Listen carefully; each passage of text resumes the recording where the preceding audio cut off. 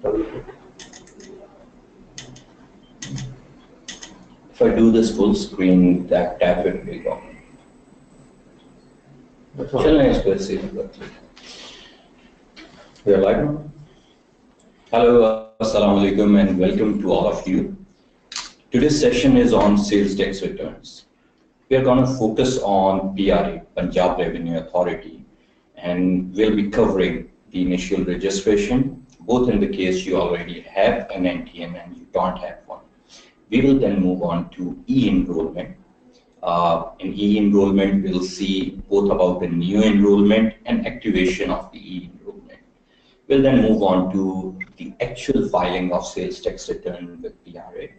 In that case, we'll have a look at example of filing a new return, filing a revised return, as well as filing an altogether null return, which is also commonly referred to as the nil return. We will also have a look at some of the ancillary issues. We have some additional handouts for you, although not linked directly with today's session, but something that is complementary in nature, such as how do you actually pay the taxes, what is the process. And if you have a look in the handouts, Harun Jan, the head of the member affairs, has very kindly shared those files with you already. So with that, we'll begin our today's session. Okay, can we tell them where to look for handouts? I mean, I haven't emailed them. Okay. They're available on the GoToWebinar control panel under the handouts section.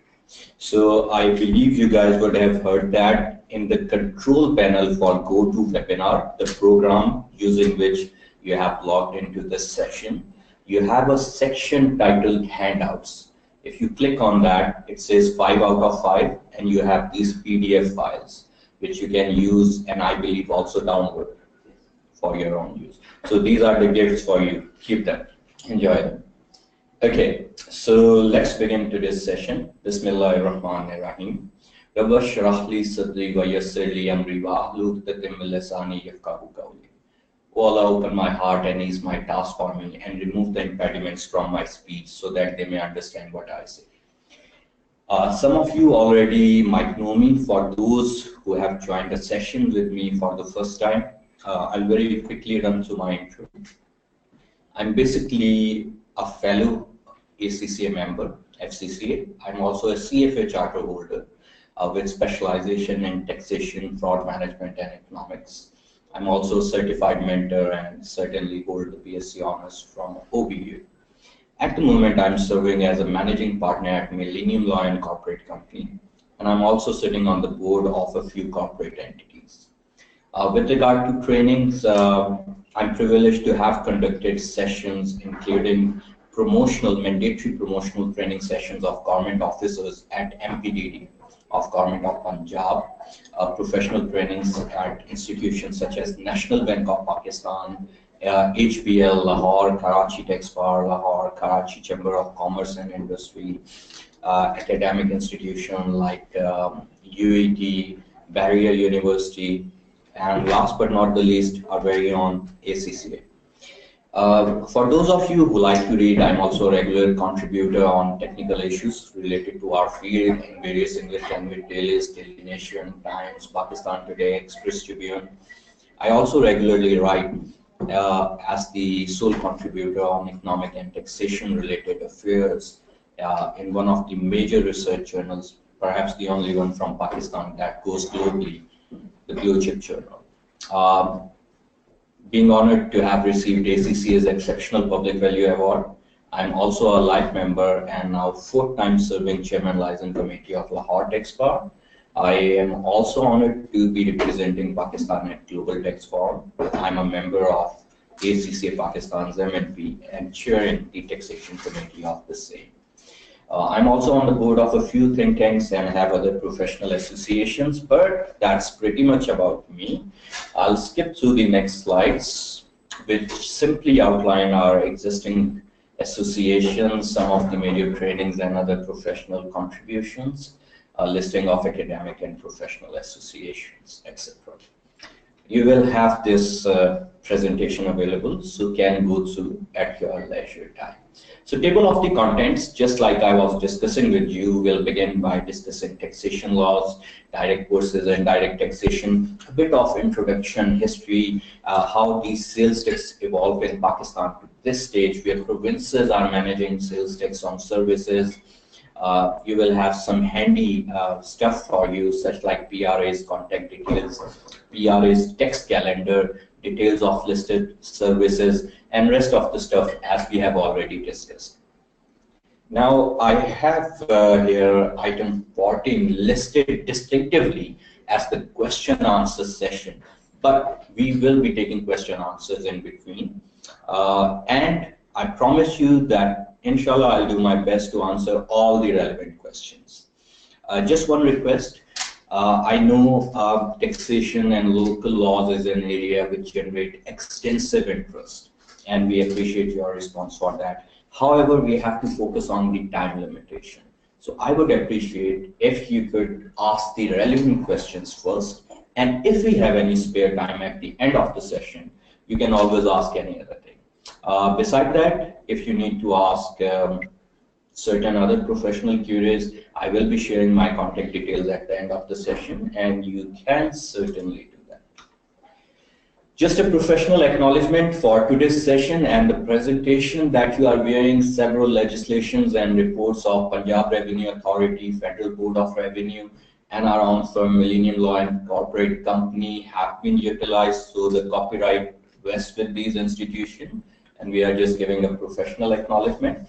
The topic is of such a nature that you can go in as much detail as you want, and we have conducted sessions on similar topic lasting a day, 2, and even 3.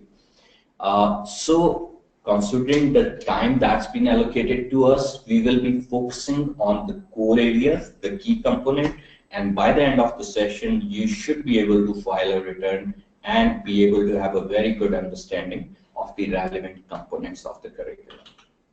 So let's begin with taxation laws. Well, nothing too complicated about that. You're all accountants, professionals, and I believe you know that taxation laws are the set of laws which are used to drive revenues for the governments in order for them to function, execute their responsibilities, and serve their citizens. Pakistan actually has one of the most complex taxation systems globally, not just in the region. The focus is more on indirect taxes, with different taxes to the tune of exceeding 70 distinct ones. Yeah, that's right. This has led to several set of laws, each dealing with specific taxation area. Well, I just mentioned that the focus of the taxation system is on indirect taxes. Basically, there are two major categories of taxation.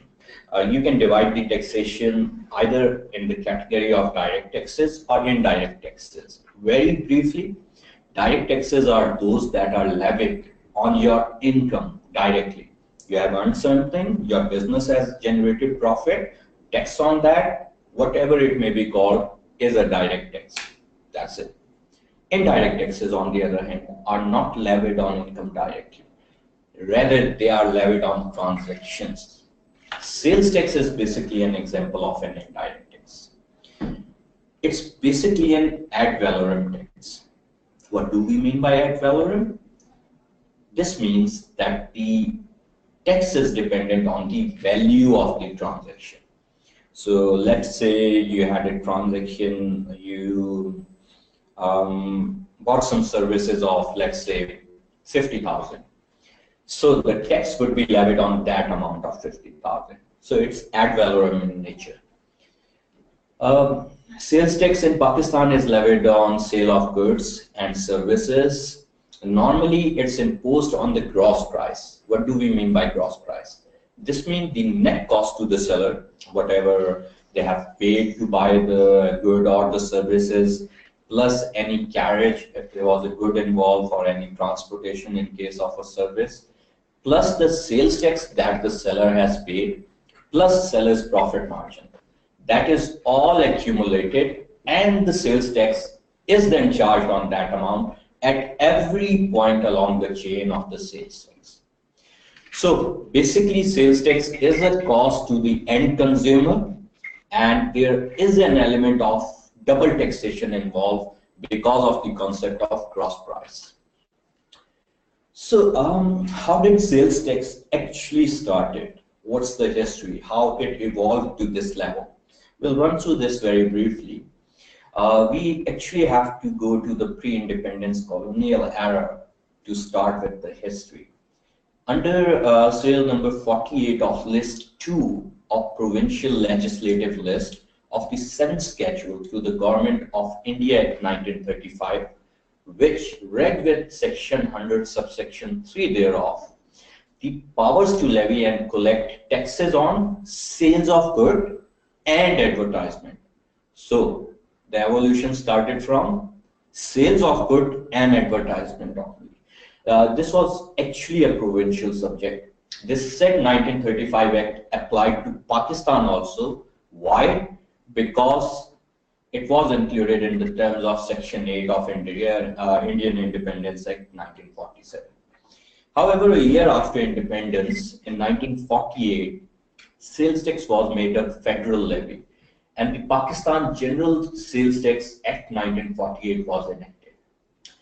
This was later on superseded by Sales Tax Act 1951. So initially, sales tax was levied only on sale and consumption of goods, not on services. However, through the Taxation of Goods, Sales and Purchase Order 1960, the scope of this sales tax under the 1951 Act was extended to include sales, importation, exportation, production, manufacture or consumption of goods. So आप देखिए evolution कहाँ से शुरू हुई pre-independence. It was on sale of goods locally basically and advertisement only. Later on, after independence, what they actually did is basically started from the same point, just adopted it locally, and after some time they started evolving, increasing the sphere. So while it was still pretty much focused on goods, but now it was not just the goods locally supplied. Import and export was also covered within the ambit of this particular legislation.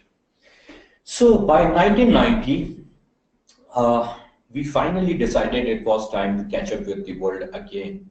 Sales Tax Act 1990 was enacted, which replaced the last one, Sales Tax Act of 1951, and it introduced the current phenomena, at least that's active federally, because post 18 amendment, we know there have been changes which we'll discuss.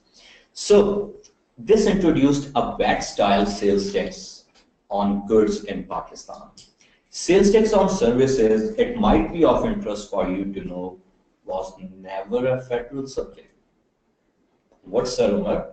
But before 18th amendment, wasn't FPR handling it? Yes, FPR was. So doesn't that mean it was a federal subject? Not really. So what was happening? Essentially, the provinces have vested their right and power with the federation to administer and collect taxes on its behalf. So let's quickly run through it. It was a matter, the sales tax was a matter not included in the federal legislative list or even the concurrent list in the Constitution. So the matters relating to the levy and collection of sales tax on services remained in the provincial domain. This position was further clarified and reasserted by way of the 5th Constitutional Amendment of 76 and 18th Constitutional Amendment, the last one which we talk a lot about, in 2010. And in 2010 it was with regard to vesting the sales tax on services to the provinces. Before you get confused, just very quickly, I've included these terms for completion, so you have a background knowledge. You do not need to worry if you don't know much about it, but I'll tell you a couple of things which are relevant and of interest: federal legislative list and concurrent list. Basically, the Constitution is divided in these two lists. Whatever falls within federal legislative list is an exclusive domain of the Federation. With concurrent legislative list, the matter is slightly different. What it says essentially comes down to this, that if a matter is decided by province and untouched by federation, the province will hold sway. But when the federation will legislate on that, that would supersede the provincial domain. What the 18th Amendment did was actually take sales tax on services completely out and throw it in the ambit of provinces. And the provinces then actually started working on creating their own provincial bodies. In this regard, Sindh was actually the first one to take the lead. In 2011, they enacted Sales Tax on Services Act, which was effective from 1st of July that year. The next one to catch up was Punjab, which enacted Punjab Sales Tax on Services Act in 2012, followed by KPK. So these legislations that we use, for example, we are talking about Punjab. I'll have to check with Harun. Maybe you might have covered Punjab Sales Tax on Services Act. If not, hopefully soon. So this was actually legislated in 2012. What happens basically is every year with the Provincial Finance Act, this is updated for any changes, be it in rates or any relevant legislation, and it's updated every year. Then you also have the Punjab Sales Tax Rules, which is basically the practical handbook, how you go about these things actually. The Act legislation basically gives you the principle. The rules actually tells you how to do that. So one other important thing, that the FPR through a notification withdrew FED, Federal Excise Duty, on such services that were now covered within the ambit of the provincial legislations and bodies, with effect from the same date, that is 1st of July 2011, in order to avoid double taxation. Okay, so far so good. We are about to get into the thick of things. So what exactly is PRA? Punjab Revenue Authority. Punjab Revenue Authority, we can go through this formal stuff, and we will in a bit, but I'd like to talk to you informally about it. PRA is basically simply the provincial FPR. It's the provincial body to administer, collect the levies on behalf of the provincial government. And if you go on PRA's website, their vision state that they actually envision themselves in a few years' time to be able to administer not just the sales tax on services, which they are currently interested to do, but all provincial levies. So the aim is to have one-stop shop for all provincial taxes. Now let's go back to the formal stuff. PRA is a body corporate having perpetual succession and a common seal. What does that mean? It doesn't matter a chairperson comes or goes, a government comes or goes. PRA is an institution created by virtue of the powers vested by Constitution in order to stay. It is headed by a chairperson who is appointed by the provincial chief minister on the basis of professional qualifications, and under the chairperson, at least 4 members and a secretary form the core of the crux. Work distribution is on functional lines, and subject specialization is the main consideration while selecting these members and other functionaries. Policy and other important work is carried out under the guidelines of an advisory council. Now, this advisory council is composed of the Finance Minister of Punjab, the Chief Secretary, the Chief Secretary Punjab, and the Chairperson PRA also sits on it, as well as the Secretary Finance Department. But one important and interesting thing is that it's supposed to include at least 4 members from the private sector. So the aim is this, that there is actually supposed to be input coming out from the end consumer, the people who are paying taxes, the large business owner, different segments in the provinces. So this is a good doctrine by PRA, which believes in inclusive tax policy formation. Initially, PRA undertook collection and enforcement of sales tax on 14 service areas. The system of sales tax on services is based on the universally accepted and cherished principles of self-assessment and self-compliance. But a word of caution there, recently PRA has introduced the concept of audit. It's a continuously evolving phenomenon. So while there is still self-assessment, there is now an element of check on it. So it's not like entirely self-assessment anymore. We have the audit element there. PRA aims to gradually expand the base and scope of these taxation services.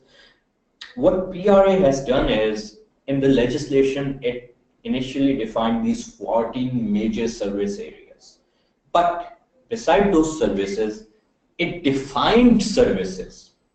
So what it essentially said is that right now we are administering these 14 services, but it does not mean that the others are outside our ambit.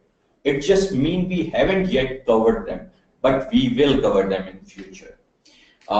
Initially, with regard to the website development, the IT system, etc., Punjab government contracted that out to PRAL, Punjab Revenue Automation Limited, Pakistan Revenue Automation Limited, which was already handling these services for FPR and had good systems and arrangements, especially at banks, financial institutions, national bank, etc. So it was kind of a no-brainer to have that in the entire period. The aim is to develop their own services meanwhile. Okay, here are a couple of things for your own use, which should come in handy. The PRA contact details. You have details of their head office based in Lahore. It's basically in GOR. You have their contact numbers, fax number, and the email. I'll share one thing with regard to practice. Their numbers, they are usually extremely busy. Particularly if we talk about the peak season, it's really hard to get through. But their email support is brilliant. You normally almost always get a response and in a timely fashion. So should you stuck any roadblock, I would advise you to send them an email, and yeah, do follow that up by a call. Okay, what are the major legislations that covers the sales tax on services and its return and how to file that? You have already covered the Punjab Sales Tax on Services Act 2012, which basically has 13 chapters, 87 sections, and 14 broad categories of services. Punjab Revenue Authority Act 2012 was the actual legislation which gave birth to PRA, and from where the PRA drives its authority, and on the basis of which the other essential legislation was also done. Then we have Punjab Sales Tax on Services Rules 2012, which elaborate how the things are supposed to be done. For example, Punjab Sales Tax on Services Act 2012 states you have to file your sales tax return monthly. Fair enough, good. How do I actually file that? Well, silent. Where's the answer? Punjab Sales Tax on Services Rules 2012. You have to withhold a certain proportion of tax. Very good. How do I withhold that? The act is silent. Where do I get the answer? The rules. You have to make the payment. Brilliant. How do I do that? Rules. So the essence is this, they work hand in hand. The act gives you the idea of the legislation, the requirements, but the rules actually elaborate them. So just one last thing, and we'll be going straight into the thick of things. But before this, very useful calendar, something that should come handy for you, the definition of the term service or services. It's been given in the statute, subsection 38 of section 2, and is very exhaustive, rather all-inclusive. There are 4 categories of services in the context of what we are discussing. The major covering act, Punjab Sales Tax on Services Act 2012. The first one are the services, which are services in business parlance and practice, but not covered in the first schedule. So basically, the first schedule lists out all the possible services, and then they said, maybe we might have missed something, but that doesn't mean it's not covered within the ambit. It still is a service. What? Yes, it's a service if it's assumed and believed to be a service in the normal business practice, whether or not it's included within the first schedule. The services which are covered in the first schedule are services definitely, and the services which are listed and as taxable services under the second schedule. So if there's something in second schedule that is missed out in the first schedule, you can't say, well, since that's not listed in the first schedule, you can't tax me on that. Yes, they still can. And last but not the least, services which are included in the exclusions of the second schedule and hence are exempt. So all of them are covered within the ambit of the services. So basically what this is saying is everything that is service and believed to be a service and business practice, whether or not that's listed there distinctively, it's a service. Okay, another thing, this should also come in handy for you, especially those who are practicing or plan to work in the field of taxation. You have the 14 major service areas listed, and you have the date of payment and date of filing listed for all of them. It's pretty standard except for telecommunication, for which the relevant dates are 21st of every month. Okay, then there's that first schedule we just talked about. I'll just quickly show you the first schedule. So those of you who have missed the session on Punjab Sales Tax on Services Act can have a look on the classifications of these services. By the way, you do have this in the handout section. So if you feel the need, please open that on your system. So here it is, the first schedule. So you can just go through this and see all the services that are listed. I'll just increase that so you can see it clearly. Well, there's the major service area, services provided by hotels, restaurants, marriage halls, lawns, clubs, and caterers, and then you have the individual categorization within it. So you can go through that in your spare time. We'll go back now.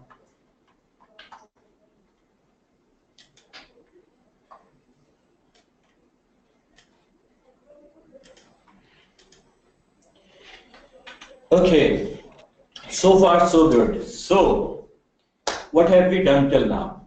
We have discussed what taxation is, what indirect taxes and sales taxes are, how the sales tax started in Pakistan and how it has evolved. And needless to say, post 18th Amendment, if you want to really sum it up, the present situation is that sales tax on services is governed by the provinces, administered, collected, legislated for, and overall looked after by the provinces. And how do provinces do that? By their provincial revenue bodies. Everything else is covered by the FBR, the income tax, sales tax on goods, federal excise duty, etc. So that should make it easy for those of you with an interest in other taxation areas too. Now, the next thing we are going to talk about is the registration for sales tax on services with PRA. The first scenario is for those people who already have an NPN. Okay, remember this thing. When PRA was created, many people already had NPN, but a vast majority did not. So PRA had to create a system where it can account for both possibilities. And ideally, it wanted to do it in such a manner that anybody coming to PRA to pay the tax, it would not need to refer them back to FBR. Some sort of a middle arrangement where the person can pay their taxes and meanwhile sort out the NTN issue. Since then, a lot of water has gone under the bridge. The systems have evolved.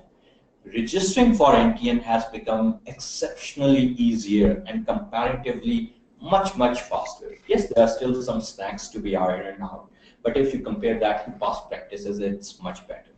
So the option of non-registered, non-NTN holders, which we will discuss after this section, has slightly altered from what is being shown at the PRA website. So let's begin with this first, but before we go into this, I would like to quickly have any questions that you may have for anything that we have covered till now. I would think orange box, orange circle. Okay, orange circle. This one? Yeah. Okay, great. I don't think there are any questions. No. Okay, there are no questions. But they So can we'll, type it in if they want. okay, Harun Sahab has just said you can write your questions, and we have the questions coming. Okay, you have any question, please start writing. The first one is by Mateeb Ahmed. The sales tax on good are covered by FPR. Yes, Mateeb, they are.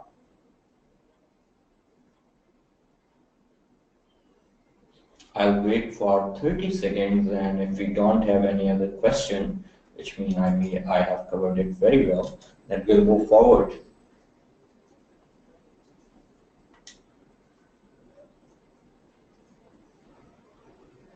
Okay, seems like everything's good. So let's continue and get into the thick of things. Let me open the PRA portal as well so you guys can actually see what we are talking about.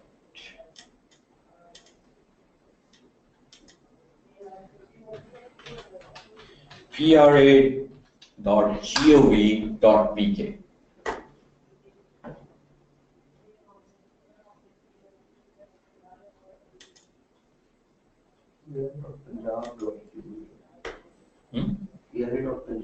It automatically redirects because initially the domain was pra.gov.pk, so now they have imported that one. Okay guys, how do we register? Well, we can go through the presentation and we certainly will, but I would like to show you how the things actually work. So this is the PRA website, the home page that you can see on your screens. You have home, about, services, user guide, downloads, circular notifications, news. By the way, the circular notification section is extremely important because if during the financial year they want to amend anything, that is done by way of the circular clarification and notification. So it might be you're reading a certain thing within the act, but it has been altered during the course of the year and not yet fully updated and incorporated in the act. So you should, if you are working in taxation, keep an eye on this area. Just a quick handy tip. Okay, services. You can see you have these sections here: e-filing, e-registration, e-enrollment, and search of the taxpayers. So right now we want to register. So we'll begin with the first step, registering yourself with PRA. You click on this e-registration tab, and now you have three different options. The first one, if you are a new registration of someone having an NTN already. By the way, for those of you who are all together new to the area, NTN means National Tax Number. The second option is new registration for someone not having an NTN. And last but not the least, you can also check the status of an application for registration you have applied for. So we want to do the registration in the first scenario for someone having an existing NTN. We will click here. This will take you to this page. What you need to do is type an NTN here, and what it would do is it basically would connect with the database of FPR, and it will bring your details here, which FPR holds for this NTN. Let me show you something. Okay, this is someone who is already registered. So it gives you the message, you are already enrolled taxpayer, therefore you should go and log in onto the portal. But if you have someone who is not registered with PRA, well, just a quick idea. Does anyone want to get registered with PRA right now? We can do that for you for free right now.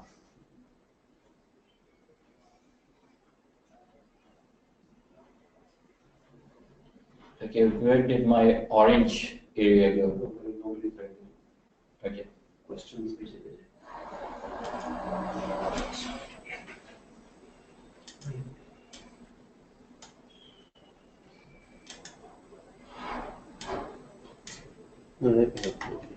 Okay.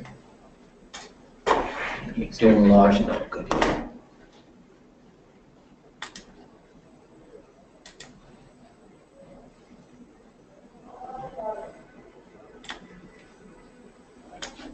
इस पे double click करेंगे hold up. Okay. Okay, great. Okay, wonderful. Wow, we have a lot of comments coming in now, which we will answer in a bit. But right now, if you can just focus on this thing, anyone want to get registered with PRA right now? If you are an NTN holder and want to get registered with PRA for absolutely free, this is your time now. Just let me fix one more thing. Sure. These should be sorted in order of receipts. So now, Thank you. Thank Thank you, Aaron. Okay. Okay, so apparently we have some important, interesting questions coming up, differences between e-enrollment, e-registration, criteria, technical services. We will be answering your questions in a bit. Let's first get this thing done. Okay, let's go back to the website. Okay, guys.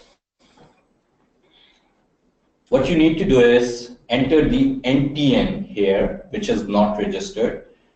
If it's for someone who is a sole proprietor, their CNIC would show here. If it's a corporate entity, only their name would show here. The name would show in any cases.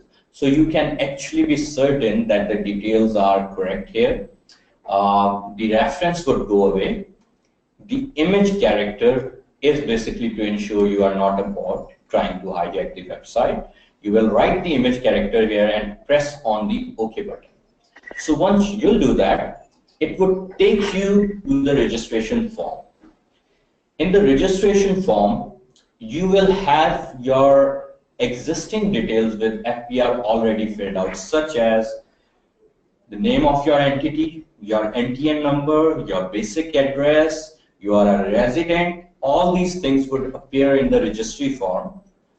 And the registry part would be editable. For example, you have changed any of your contact details, you can amend that. After ensuring that this first section holds your details correct, you will click on the Save button. You will enter your details as to in what capacity are you filling this form.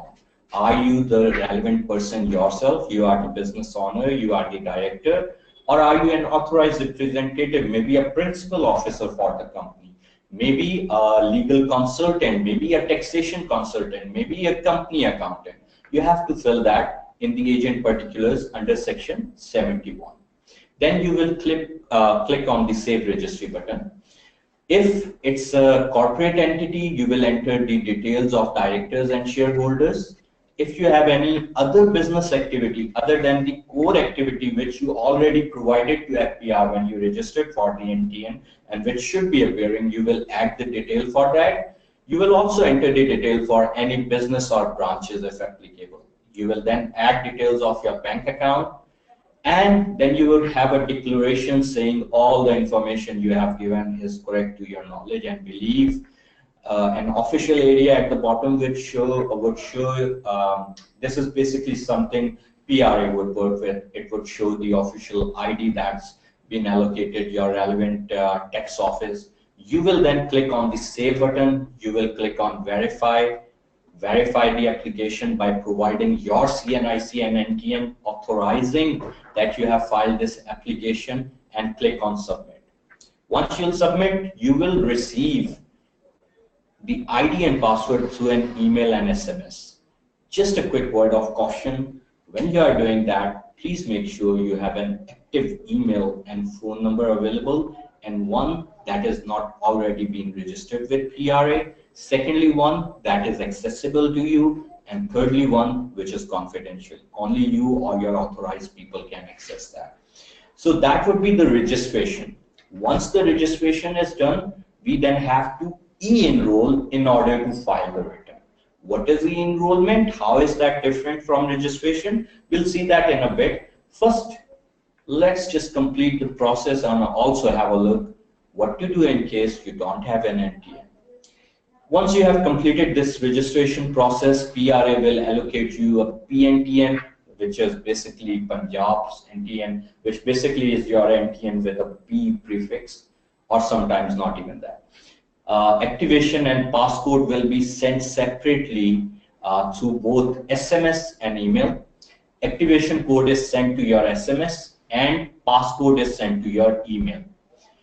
You will then have to e-enroll, which we will see in the next section. But before that, as I said, what to do in case you are an existing NTN holder. Let's go back to PRA's website again. So this is PRA's website. This is where we landed when we tried to register for someone holding an NTN. Does it allow to register for someone who does not have an NTN? Let's find out. Yes, it does. Click on new registration having no NTN. Oops, the link is dead. Amar bhai, did you click properly? Let's find out. See, I clicked again. The link is dead. And third time lucky, the link is still dead. What happened? Things changed. What I'm about to tell you is what the PRA is telling you. It's listed on their website and their material, etc. But after this, I will tell you how it actually works in practice now. So first, the conceptual thing, the legislation, followed by actual practical thing. So if you do not have an NTN or your client does not have an NTN but want to register with PRA, what should you do? You should go on the link that we just went, click on it, and apply for it. But since the link is already dead, what can you do? You should call the PRA helpline and apply manually. PRA will allocate you a provincial registration certificate and give you 30 days to get registered with FPR for NTN. You will enjoy the facilities, which mean you should be able to log in under the temporary registration and pay your taxes. Great. But if you do not get your NTN within 30 days, your registration will expire. So far, so good. But the link is not working. What do I actually do? Practically, you don't do that anymore. You go and apply for NTN, which hardly takes minutes now, depending on if you are a sole proprietor or an individual, or even in the case of a company or corporate institution, if everything goes smoothly, if there is no snag, the system is working properly, it's not a peak season, you have done everything right, your documentation is complete, it's done on the same day basis. So you do not effectively need this anymore, but it's still there. Since it's still there, for the sake of completeness, in line with our professional ethos, we have covered that, but in practice, you simply enroll for NTN and go back to option A. Okay, what if you go for option A, enter your NTN number, it doesn't show your details. First thing you should do is check whether you have entered the proper NTN. Okay, the NTN is right, everything is right. Go back to FPR's website, double check it. Yeah, it's fine, it's showing there. It's in the database, but it's not showing there. What should I do? Don't panic. You would simply write an email to the support email I shared with you initially, esupport@pra.punjab.gov.pk, and the pattern would be in the subject of email you would write add NTN in database, and ideally in the bracket also write your NTN number. Then you will write in the email your NTN, your business name, and the service category for which you are applying. You will send that email and you will follow that up in practice with calls. Normally, they are very good and efficient and you do not need to visit their office, but if you really want it to be done quickly and you are in a rush, then I suggest you do visit their office as well. What will be the result? The support office will forward your application, they will reply you through email as it's done, and they will add your NTN in their database and rectify it. Is it happening practically? Not anymore. I think in hundreds of registrations that we have handled for PRA registration, we have never encountered that. But this is a possibility. It can happen whenever you are integrating IT systems. There are teething issues. So should you ever hit such a snag, this is the way to do. Okay, e-enrollment. Let's talk about that. What is e-enrollment? E-enrollment is basically giving you the access to your own user area or text member area or portal, whatever you are comfortable with, on PRA's website to file your return, to administer your record, to actually see how you have to pay your taxes. If you click on the services tab here, right under e-registration, you have e-enrollment. E-enrollment gives you two options: new enrollment or enrollment activation. We will cover them one by one. For new enrollment, you will click here. Basically, new enrollment is done in the case you were already registered for sales tax with FBR. Okay, I'm getting slightly confused, sir. What does it mean? You don't need to. And for those of you who are experienced, please bear with us, because we have an array, a beautiful array of Kaplan. We have senior partners of firm, we have managing directors, we have head of finances, but we also have younger members. So we have to take everyone along. For those who are experienced, it would be a refresher, right? Okay. So basically what happens is, you might be registered for NTN, you might not be registered for NTN. Covered. You might be registered for sales tax. What do you do in that scenario?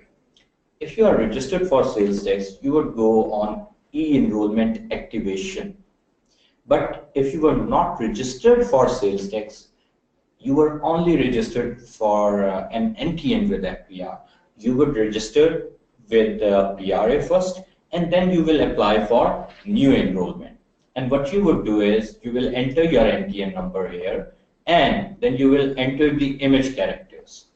Okay, guys, anyone, can anyone volunteer to provide their NTN number if they do not have an objection for that to be shared here? And I can quickly show you actually going in how the next stage will be done. So 30 seconds, very quickly, if you guys can provide an NTN. Anyone who would like to volunteer? Come on, guys, we have hundreds of you tuned in. One of you must surely have an NTN that can be shared.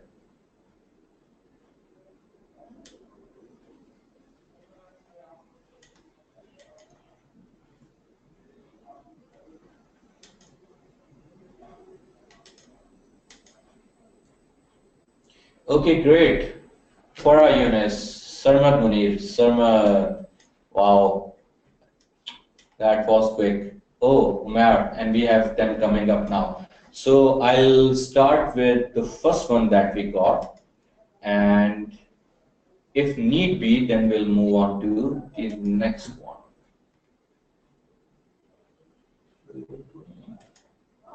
Just like to write it here so we can copy that. 4386693 and check digit is 0. Thank you for Sarmad, Umar, all of you. So we'll continue with the first one we received. Farah was the quickest. Sarmad, she beat you just like by a split second. Sarmad is sharing the client's number, so I don't think we should use that. Sarmad, by the way, Harun rightly pointed out, I just noticed you have commented it's your clients. So ethically, unless you have taken a permission from them and they are comfortable, never do that.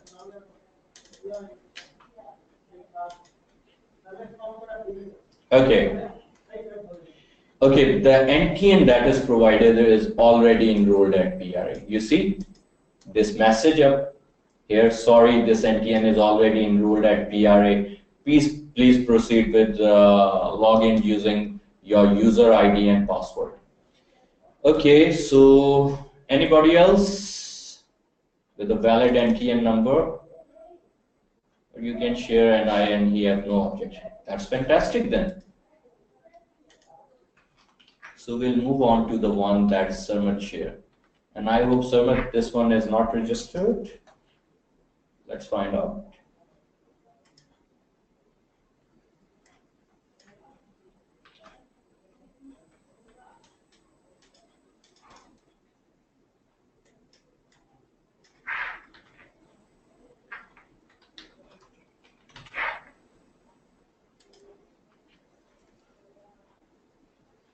Sarmat, you are also registered. What are you guys doing? You are providing NTMs which are registered. Okay, last one. Then we'll just move on. Number is different. Is that a CNIC number? Yeah, that's a CNIC number. With regard to CNICs, FPR has reinstated mentioning the NTN number. If you go on FPR's website using the search online taxpayer option, you will see your NTN. So here you actually need to enter that NTN. PRA hasn't amended their system to incorporate the CNICs yet. And perhaps one of the reasons they have to reincorporate FPR, the NTN and individuals. Okay, we will proceed with Saleh Kashif now. Thanks, Saleh. Let's see if this one is not registered. It was as if you were trying to check whether PRA's system actually works and will detect whether you are registered or not. Okay. And Saleh's check digit is, where is Saleh? Okay.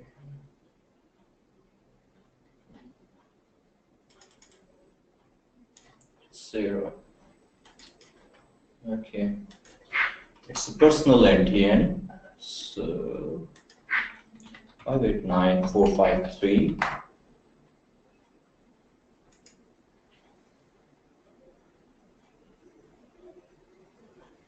Here you go. Saleh, you have probably already applied for enrollment before coming into today's session. That's what PRA is telling us.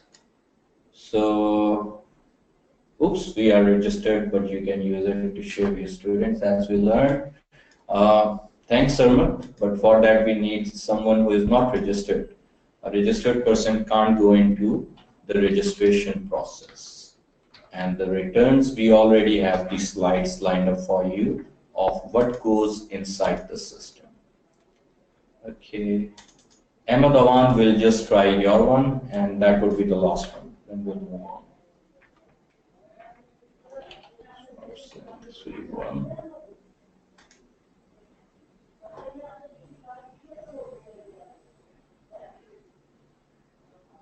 Finally, we have someone who is not registered. Thank you, Ahmed Awan. Okay, now what happened, as you can see on this screen, it has taken you to FPR's portal. What you would need to do is extremely simple now. You will enter your FPR login ID password here, press on login, and you will be in FPR's portal. Once you will enter FPR's portal, a checkbox would open and it would ask you, do you want and authorize us to transfer your details to PRA? You would click on an affirmative. Yes, you would authorize. That's it. Simple as anything. You would do that, done. You would log out, you will log in back at PRA's website. So what will happen? Once you will enter on the FPR's website, you will confirm to transfer your particulars to FPR, from FPR to PRA. By the way, transfer means only copying details. It does not mean that your record from FPR will be deleted. Of course, not at all. NTN, income tax are still administered by FPR. It's only the sales tax on services within Punjab that's being administered by PRA. So you will go back to PRA's website and you will receive something referred to as a passcode and activation code. The passcode will be sent to you on email, an activation code on mobile number. You would enter that and your enrollment will be active. You would receive your email, you would receive your new password and PIN in the email. You would enter that detail and log in. I will show you how we will log in just in a bit when we will go into the return filing. Meanwhile, just to complete that, e-enrollment activation. Now, this activation works in two ways. Number one, we have done new in e-enrollment. We have authorized on FPR's portal, and it has told us now that it's done. You can go back to PRA and log in. But before you log in, you have to activate that. How would you activate that? Let me show you. And while I'm at it, let me also tell you the second scenario in which you will use the e-enrollment activation. That is that you already are registered for sales tax with FPR and you already tried to enroll in the initial system of PRA. You would still use the activation of e-enrollment in that case. So how does it work? And this is something you should pay attention to, because many people say, Sir Umar, we applied for enrollment, it didn't work. Well, they are not saying wrong, they did apply. They just never went back to activate it. So I know it's kind of a tricky two-step process, but that's the way it is. You need to go back and activate the e-enrollment in order to be assigned the ID and password and enter in the system. So again, you'll go back on the services tab, you will click on e-enrollment, you would click now instead of new enrollment on enrollment activation. Here, you will enter your PNTN, which should have been emailed to you by now as per theory and as per material on PRA's website. What actually happens is, most of the cases you don't. You simply enter your NTN and that works. Your NTN serves as your PNTN. But what do happen is that you receive an activation code in the form of an SMS on the cell number that you have provided. You need to enter that here. Then you also receive a second check, a passcode, which is only sent on your email that you have provided. You have to enter that here. And then you enter the image characters and simply press submit. Nice and easy, done. Your e-enrollment is now active. You are now able to log in within the members area, within the portal, within your specific area. You would receive your email and PIN to log in. And what would be your ID? Your PNTN, which is basically your NTN number. You would use that to log in. So far so good. We have covered the basic registration, both in the cases of you having an NTN, you don't have an NTN. We have also covered about new enrollment and enrollment activation. We have also discussed the scenario where you are registered for sales tax, and we will now be moving into the actual crux that we would like to focus on, the actual filing of sales tax returns. And just to give you a taster of what is to come, since I knew we might not have people willing to share their details, we have these slides available for you, showing you what actually went and goes inside the member area, what the actual return look like, how do you file that, what are the various steps involved. We will be going through that in a bit. But before that, if you have any questions, now is the time. So we had some questions. Let's start answering them. And meanwhile, you can ask any question you have or anything we have covered till now. Assalamu alaikum, all ACCA team. We will have a good experience. Sure. Thanks, Sir Med. Adnan. It's been shared. Okay. Only services are covered by PRA. Already answered, Matib. Yes, only services. Actually, not services, sales tax on services within the embed of Punjab. Asif Noor Khan, what is the criteria for compulsory tax registration? Well, Asim, this was covered or is supposed to cover within the session on sales tax on services act in Punjab. It's not directly relevant, but I'll quickly answer you. If you are providing a service in Punjab, you are supposed to get registered with PRA, full stop. It doesn't work like FPR. If you are a widow, if you are in this, you don't get registered. If it's under this threshold. If you are providing taxable service in Punjab, if you are providing any service, you get registered. If you are providing taxable service, there is no excuse. Get registered. Marriages is fee for technical services charged by the parent company of branch office covered by PRA. Again, Umair, it's not relevant, but I'll answer you in one word. Yes, Adnan Khan. What is the difference between e-enrollment, e-registration, and e-filing? I believe, Adnan, we have covered the first two, and the third one I'll show you just in a bit. Adnan, again, how is e-registration different from e-enrollment? As you have seen, Adnan, e-registration is basically applying to FPR, getting registered with them. E-enrollment is actually gaining access to their web portal to file your return, to administer your taxation affairs. Irfan Ali, previously telecom services were sales tax, under sales tax, I believe that's what you mean. Now it is under PRA. Will it be a double taxation? Actually, that's a brilliant question, Irfan. ACCA has done a detailed study on provincial harmonization, which I was honored to be a part of it, and we have covered this particular area with that. The problem is this: how do you categorize telecom? The taxpayer often end up with a situation where FPR is insisting that a particular telecom related business is in nature provision of goods, because vast majority is provision of goods. But PRA on the other hand claim it's a service, because vast majority is provision of service. So yeah, we do end up with situations where you have to clarify and actually have to contest your case to prove it's a good or a service. And it's one of the harmonization issues that we have been experiencing, the taxpayer, the professional, post the 18th Amendment.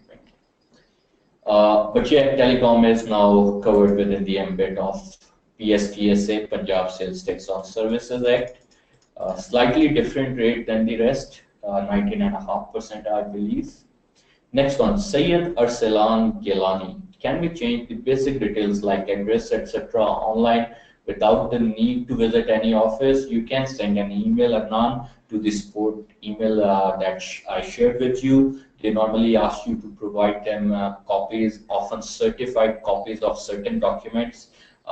If you are a corporate entity, they might ask you to visit their office. Normally, they don't do. Okay, quick word of appreciation to those who provided their NTN for us: Sarmad, Umair, Saleh, Hubab, Adnan, all of you, thank you. I'm another one. Okay, Umair Ijaz, Abid Ashraf. Next one, Irfan Ali. What is the difference between e-registration, e-enrollment? Answered. Adnan Khan, will e-enrollment, new enrollment work if someone has not registered with PRA? If you are not registered with PRA, now they have a system where they have linked themselves with the FPR. So most of the time they are able to get the data there, but it is not advisable. You should do it the proper way, or lest you be faced with a situation where it's taking 7 days with the support to actually sort out the issue. Hardly takes like a couple of minutes. So go to the proper route. Next one, Umair Ijaz. Can we register if we don't provide any services for future? If you don't provide any services, what would you mention in the services area? The service you want to provide in future. You are not supposed to do that, but there is nothing really stopping you from doing it. But then you would have the responsibility to keep records, to file your returns monthly. So if you are happy with doing that, go ahead, why not? By the way, people do register in advance, but that's not like a lot in advance. It's normally a week, 2 weeks, maybe a month in advance before they want to start the business that they get registered. Beyond that, you want to do that, nothing there to stop you, but just remember the administrative cost in your mind. Imdad Hussain, hello. Can you go through in talking about the process of how to register to get an NTN? Okay, there is a smile on Aaron's face. Okay, Imdad, it's not within today's session, but let me tell you what I do. If we get some spare time at the end of the session, I will share. Okay. If you don't get some time, I will be sharing my contact details. Shoot me an email or give me a call. I will get. Okay. But the recordings are also available. Your recordings from 2016, 15, 17, all the recordings. Have we covered NTN registration in that? I think yes, registering filing revising. Oh yeah, yeah. Okay, Imdad, if you go on Vimeo, ACCS channel on Vimeo, and I believe also on YouTube, you will find the sessions on registering and filing and revising for income tax return. And we have covered in those recordings how to register for NTN. The process is largely similar. For companies, it has slightly been altered. So for that, just contact me later on and I'll guide you.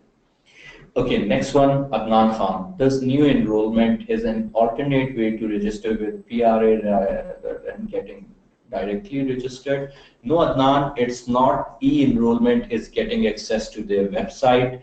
E-registering is the proper way of actually getting registered with them in their taxation records. Umair, thank you very much. You're welcome. Irfan Ali, if we have registered for 4 services, can we add services later on? Yes, you can, Irfan. Within your member area, you have the option to apply for amendment and add additional services. So if you plan to offer additional services in future, you can do that. Nothing stopping you. That's it. Any more questions? No. Should we take a quick break now? 11:30? Okay, chill, I will continue. Okay, we will have a quick break at 11:30 for 15 minutes. Let's continue into the major area, the actual filing of sales tax return. How many of you have ever filed a sales tax return with PRA before? Well, I'll assume at least some of you, if not a majority. The process has evolved over years. Just recently, PRA has amended the process and their return pattern for September 2017 returns onwards. So if you have started after that, you don't know what was done before, no issue, we'll show you. If you knew what was done before, don't know what's happening now, no problem, we'll show you. First things first, let's again go back to PRA's website. There's no replacement for the real thing, is there? Again, PRA's website, you have 2 ways. Click on this blue line for all e-services. It would take you to the login page. Or click on e-filing under services and new e-filing. It would take you to the same page. Now you have this login area where you'll enter your user ID, which is your PNTN, and the password which was sent to you, or if you changed it, the one you changed it to. You will click on login. If you forgot your password, you will click on this option, provide a user ID, and reset that. Once you have done that, you will be inside the member area. Once you are in for the first time, a declaration would open, which you'll click on for OK. And what you'll do next is, you'll go on top. Here you can see this declaration area. You'll click on that, and a drop-down menu would come, which would say sales tax. You would click on that, and a drop-down menu would come, which would offer you the offer to go for sales tax return for tax period September 2017 and onwards, or sales tax on services return. The second option, sales tax on services return, is for periods before September 2017. So if you have some old outstanding returns, or a client comes to you who hasn't filed sales tax return for some period now and wants you to file, that is the option you would go to. For current and present scenario and henceforth, you would click on the top option, sales tax return for tax period September 2017 onwards.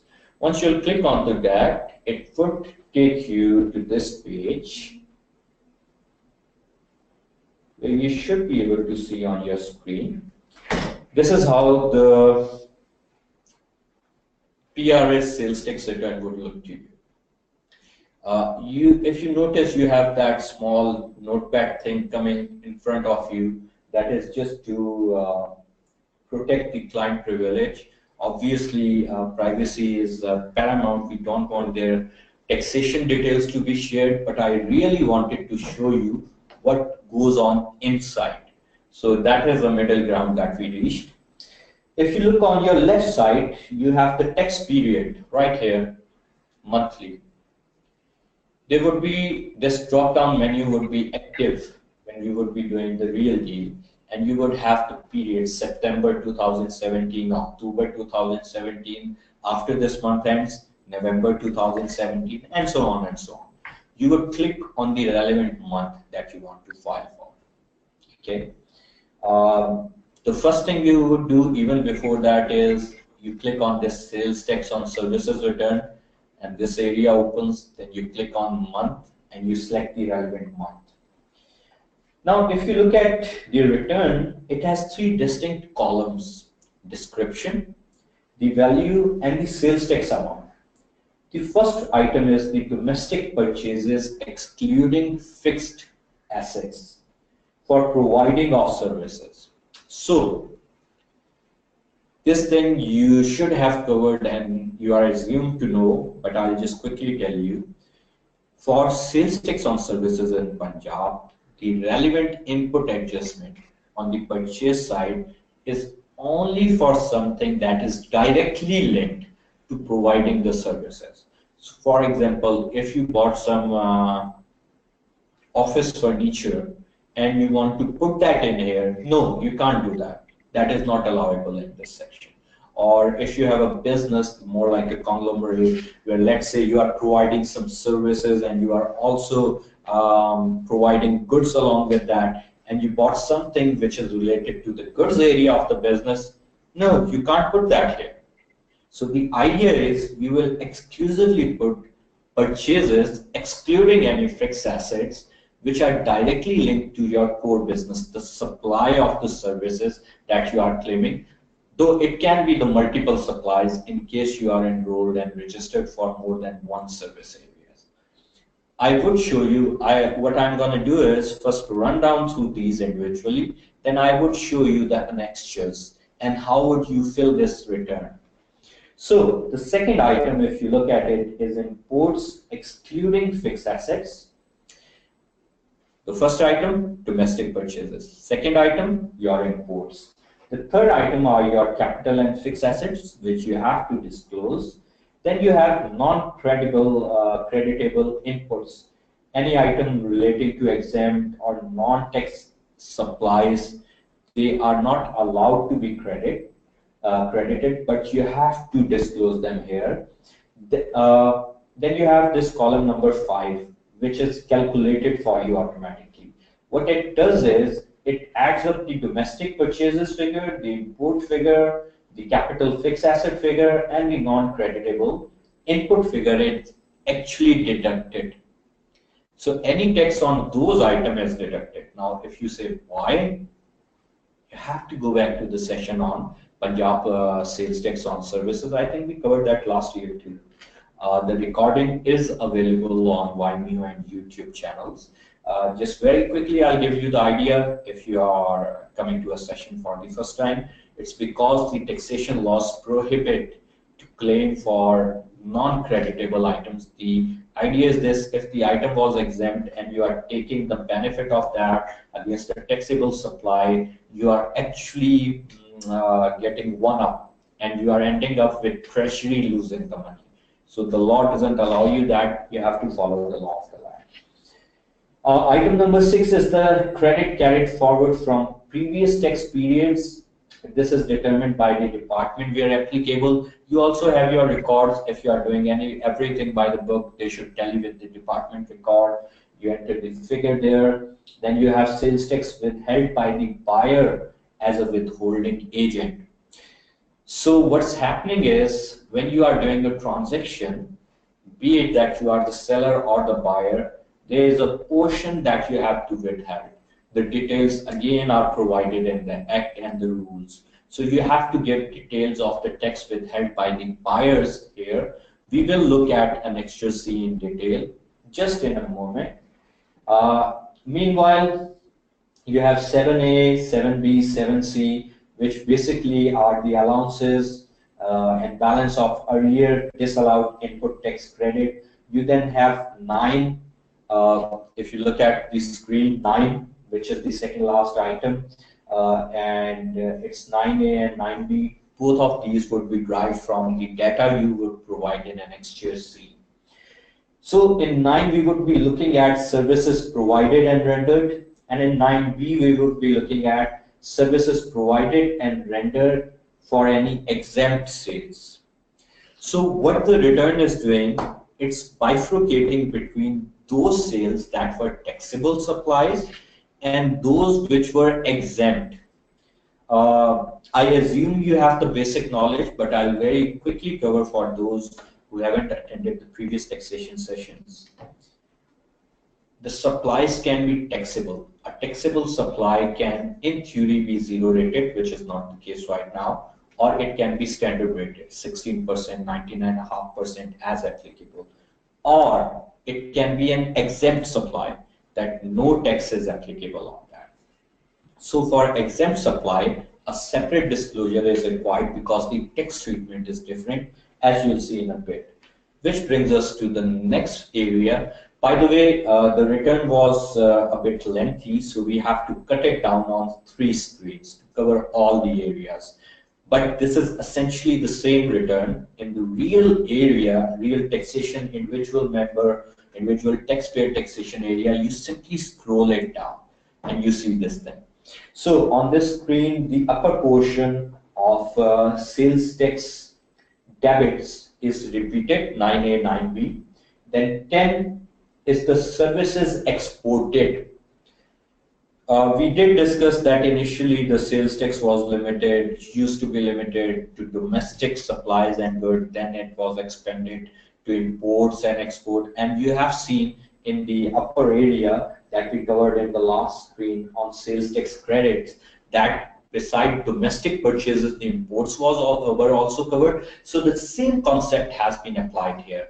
In the debits, beside the local sales, the exports are also covered. Then you have 11, which is the final figure, the output tax for the month. So does the return ends there? Not yet. We will move on to 12. Now the next area is for payable or refundable area. Number 12 is the input for the month admissible under the rules. The formula is that 3 plus 6 are added and admissible inputs of 1 and 2 are added and 4 is subtracted, which we just covered before. 4 were the exempted, non-creditable items exempted and otherwise not allowable. We just covered that on the last screen. I'll show you.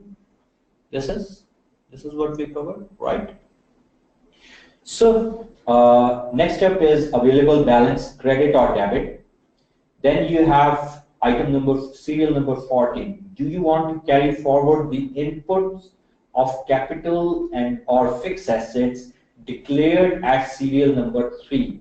If you want to carry forward, you would enter yes and appropriate adjustments would be made. If you don't want to carry it forward, you want to get done and dusted with it in this financial period, you'll click on yes. Where was it? Just on the last screen, you can see it here. There you have it, item number 3. Capital fixed assets, domestic purchases and imports all together, right? Okay. So now you have told in the final adjustment area whether you want it to accrue in this period or carry it forward. If you notice, the return is going very logically.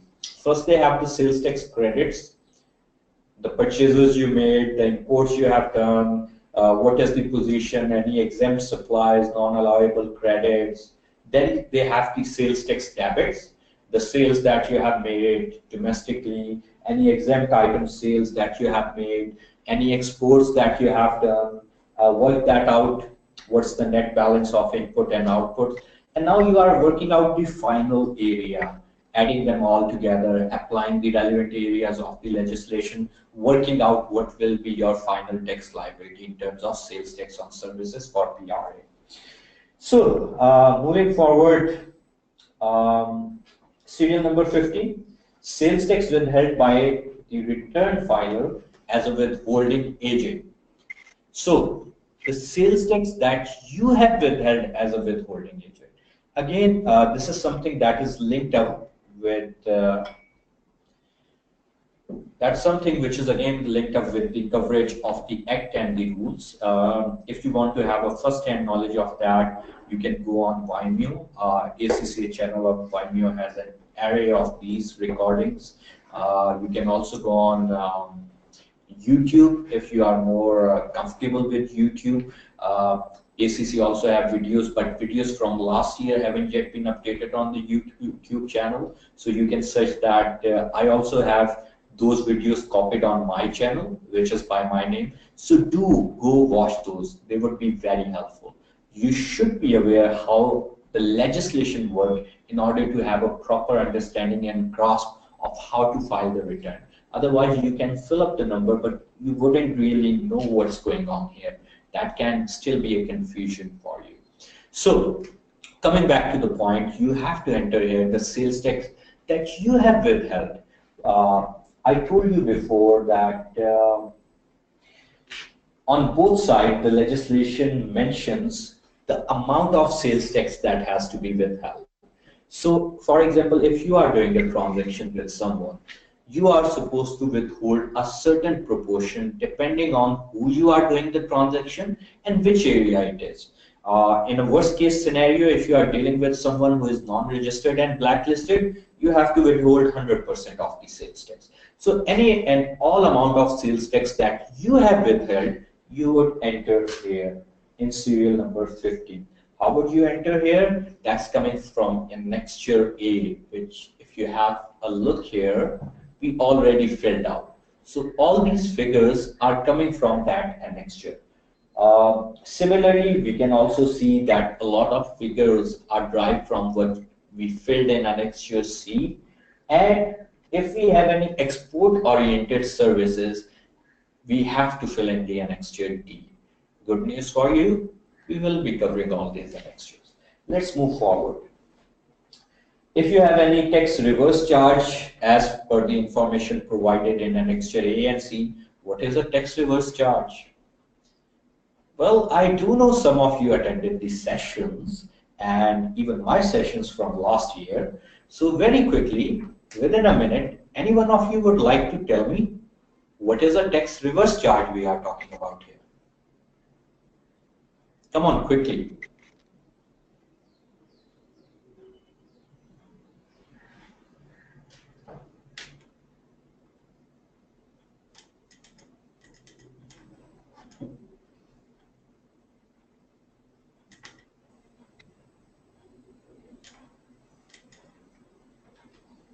Okay, we have a lot of questions coming in.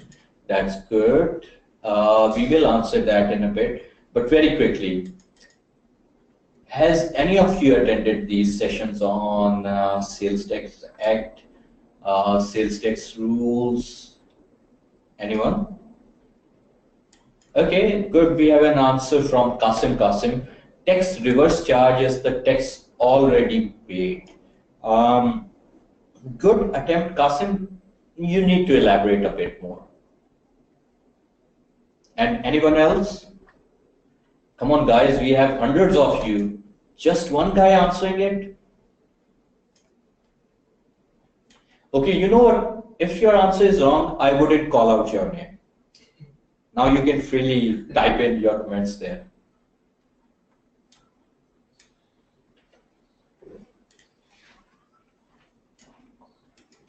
Okay, we have a time limitation, so I'm afraid I can't wait anymore. I would have to move on. Tax reverse charge is basically Harun Rashid says tax already charged in previous month. Yeah, there are two ways. The most common tax reverse charge is you applied for some tax benefit the previous month for a purchase or something, or for a sale, and that is reversed. Maybe a sale is returned, or maybe you returned a purchase. So the transaction is returned. So whenever a transaction is returned and the net impact is that the tax saving, the tax benefit that was accrued to you is reversed, that is referred to as a tax charge reverse. Okay.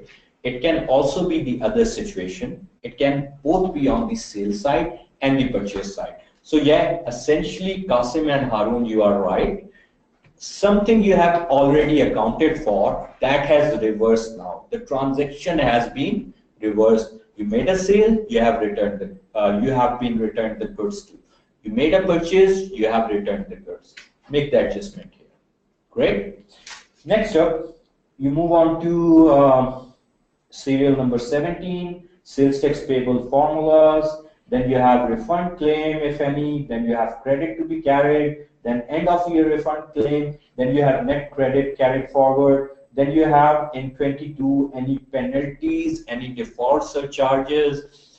By the way, the legislation provide for penalties and default surcharges. There are also penalties for late filing of return. But since PRA is still in an evolution phase, one thing that they are doing good is if you are not filing your return timely, they send you a reminder. They do not immediately penalize you as of now. And you are supposed to get your house in order, start filing your returns on time. So while this is something that we can get lazy around, okay, koi baat nahi, what's the big deal? It's 1 day or 2 day. To remember, as per legislation, you can be fined. It's just the good people of PRA are not filing you at the moment. Doesn't mean they will not always be. So try to get into the habit of filing by time period. We have already shared that tax period card, tax card which list relevant dates. So that should be handy. Take a printout, put in your working area. That would always serve as a reminder. Okay, next up, after the fine default surcharges, if there are any areas in 24, if there is any specific penalty or fine for this period in 25, then we have 26, which add up the total amount, and that's pretty much it. It just takes us to the last segment of the return, where you basically, if you look at, we already covered till 26, 27 is tax paid on normal and previous return. Taxes you have already paid, then you have 28, which is the balance tax payable, and yeah, 29, you have to select the account for in which you want to receive a refund. So you will click on this scroll down menu and select the account. Normally people only add one account, but there is no limitation. You can add more than one account too. So then you can see you would have a advice payable. All these fields which are appearing as yellow here and in the rest of the return, that's why I was quickly running through them, would be automatically calculated. You do not enter any number here. Where do you enter the number? The fields that are appearing to be white. For example, on this, you enter in 23A default surcharge, 24B arrears, 25C penalty fine, 27 tax paid on normal previous return, applicable in case of amended return. That's it. What? Sir, but that means we are only entering 3-4 number? Where does annexure A come from? Where does annexure C, annexure D? You do not enter here on the front of the return, but you do fill out the annexure. That's where the rest of the data will come from. The return would automatically grab the relevant figure from the annexure, compute those figures, apply the relevant laws, and calculate the figure for you. So let's go into the thick of things. Start with annexure A. Let's click on annexure A, and that should take us to here. This is annexure A in front of you now. Oops. My staff missed to put out this here.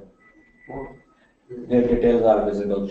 Okay, all you good people, I request you to please, after consulting with the presentation, delete this one slide. It's not ethical. Although I did ask the client if their name can be shown, they were fine, but somehow my staff missed putting out something in front of the NTN. Anyway, so this is Annexure A. Annexure A is basically a summary of domestic purchase. What you have to do is all the domestic purchases need to be entered here. There are two ways of doing that. One is manually, you use this system and enter each and every detail individually, as I will show you in a bit right now. Or second, you will move to this attach file option and you will attach an Excel file drawn in the performa here. You will make an Excel file as per this performa and you would simply enter your data in that Excel file and then you would attach that. So whatever you prefer. Some people, because they have data in the Excel file, but they want to double check, they prefer to enter it individually. But it is more time consuming. You are entering each and every detail again and individually. Some people say, okay, I've already entered in Excel, I've checked that, it's all fine. They straight away go onto this attach file. There has been a recent trend in some of our younger members. They don't make any Excel file, they just look at the data and start entering individual details. Nothing wrong with it technically, but it is a risky approach. You are missing out on controls. You do not have a complete list there to check it against. If you miss out any individual invoice, it is harder to trace that back. And all the data you are entering, you do not have a comprehensive, immediate benchmark to check the invoices against. So what I will advise you is make it a habit to enter all the invoices detail into an Excel file first. Enter into the Excel file first. Then in that way you can have a check, a control and balance and avoid the errors. Then it's up to you whether you want to attach file or whether you just want to enter the data here. So if you look here, you have to enter the NTN and or oblique or CNIC, depending on whether the one you were dealing with, your supplier was a corporate entity, sole proprietor partnership, their name would automatically come here from the database. Then next, you will select the document type, whether this was a purchase invoice, this was what? Normally it's the purchase invoice, I've selected that for you. I've already entered here, you will enter the invoice number, then you will enter the document date in the format days, like today is 18/11/2017. Then we have HS code. HS code is basically that code that I showed you in the first schedule for several different services, and that's in the second schedule too. HS code is basically from the customs codes. So here you see, for example, what you bought are services provided by clubs. So you will enter this code there, right? Cool. Now you know what it is. Let's go back. After the HS code, purchase type. What did you purchase? Services. What was the rate? It was not telecom services. The general rate is 16%. Where would you get the rates? I will show you in a bit. Just a hint for those of you who don't know. Second schedule and any circulars and notifications. So sales tax invoice would be the figure that would automatically come here. You would enter the amount of sales tax you have withheld, any non-creditable inputs, if there were any, and the reason why they were non-creditable, if there are any. Once you have entered that data, then you will add that by clicking on the purchase data, and you would do that for all the invoices, and then you would go back to return. So what I suggest is that you create an Excel file in the same format, enter all these details there, simply click on the attach file and add that file here, and then you would be in a much better place. You would save your time, you would have checked your accuracy, and you would have this next year filled out for you. Once you have done that, then you go back to the return again. Okay. But before we go there, you can see there's this tab of purchase data. What would happen if I click on this? Let's find out. This is what would happen. This window will open in front of you, where you can see all the data that you can search, whether you have entered some transaction already or not. You want to double check. You can also check here. It would be appearing here, the list. But if you are still in the process, or maybe you have a lot of data, or maybe for any reason you want to check, or maybe you want to check whether a transaction was charged in the previous month or not, you can click on the purchase data and you can enter the relevant period, select the dates you want to search in, enter the relevant date, and you can search that particular invoice. So in a simple way, if I want to put it what it is, it's a search option for you to search the purchase data. Okay, I can see it's the break time now. In fact, we are almost 10 minutes past the break time. So why don't you guys go over to what we have covered till now, and let's have a quick 15 minutes break, and I'll see you all back in 15 minutes, inshallah. Thank you.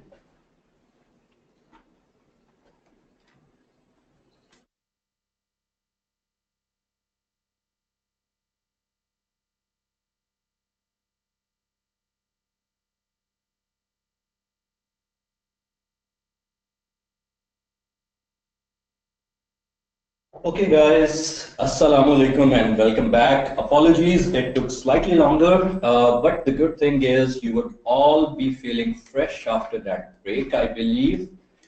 Okay, great.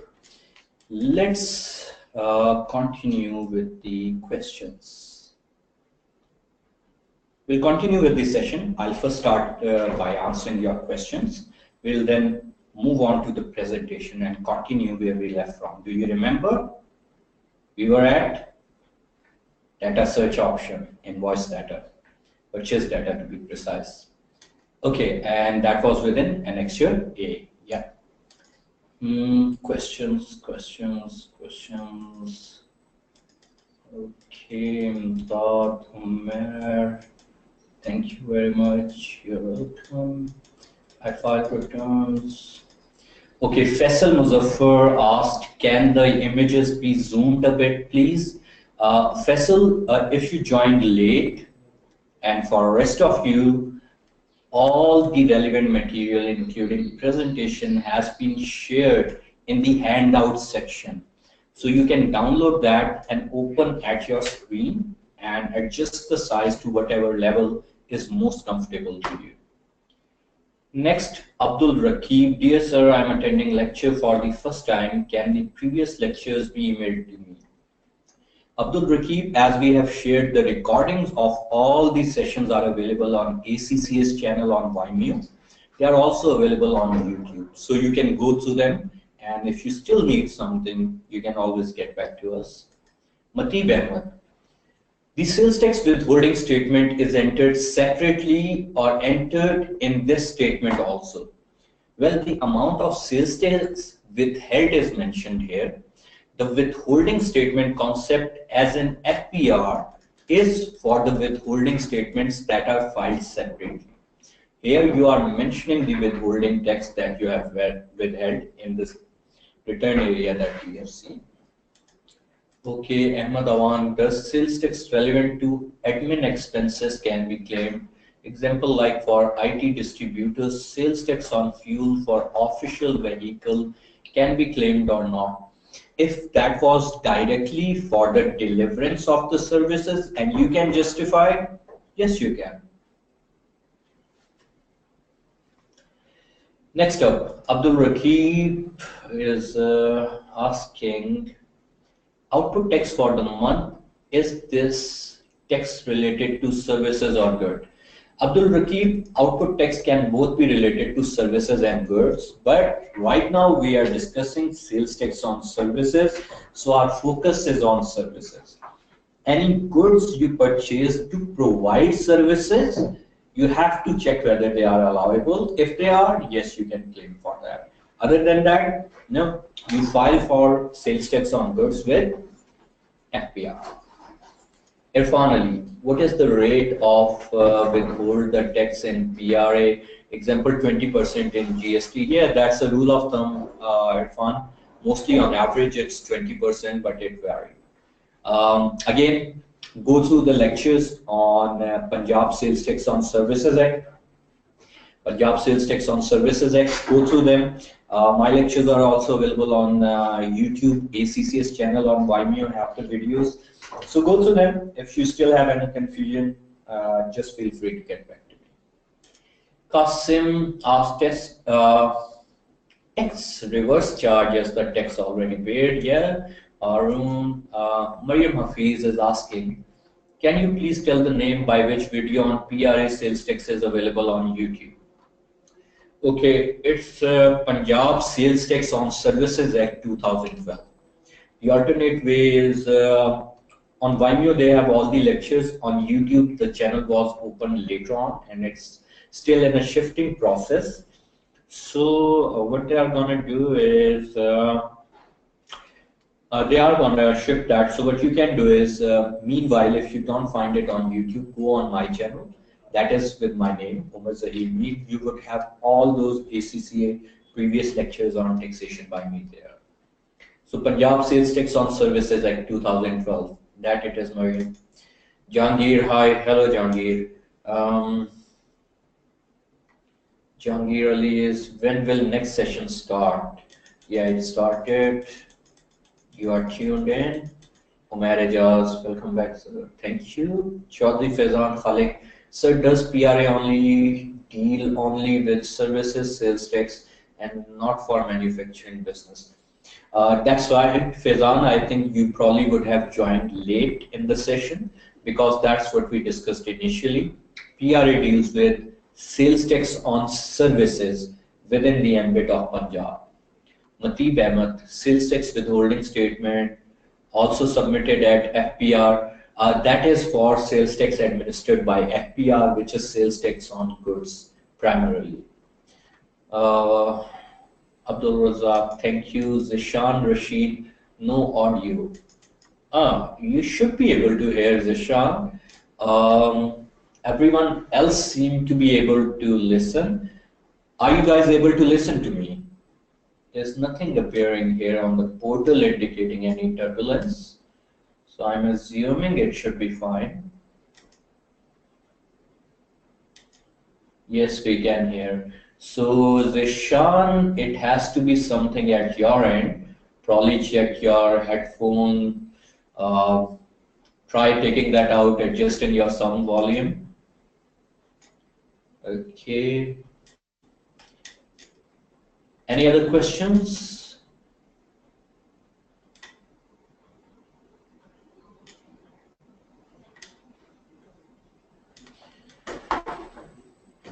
I think all the questions have been answered. So let's move forward. Let's continue from where we left. Okay, guys. Now, if you look at your screen, you can see where we left from. This is the purchase data for those who joined later, and just to refresh after the break.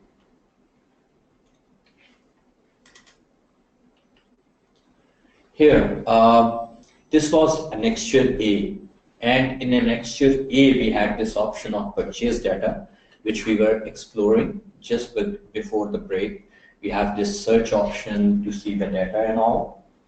And after this,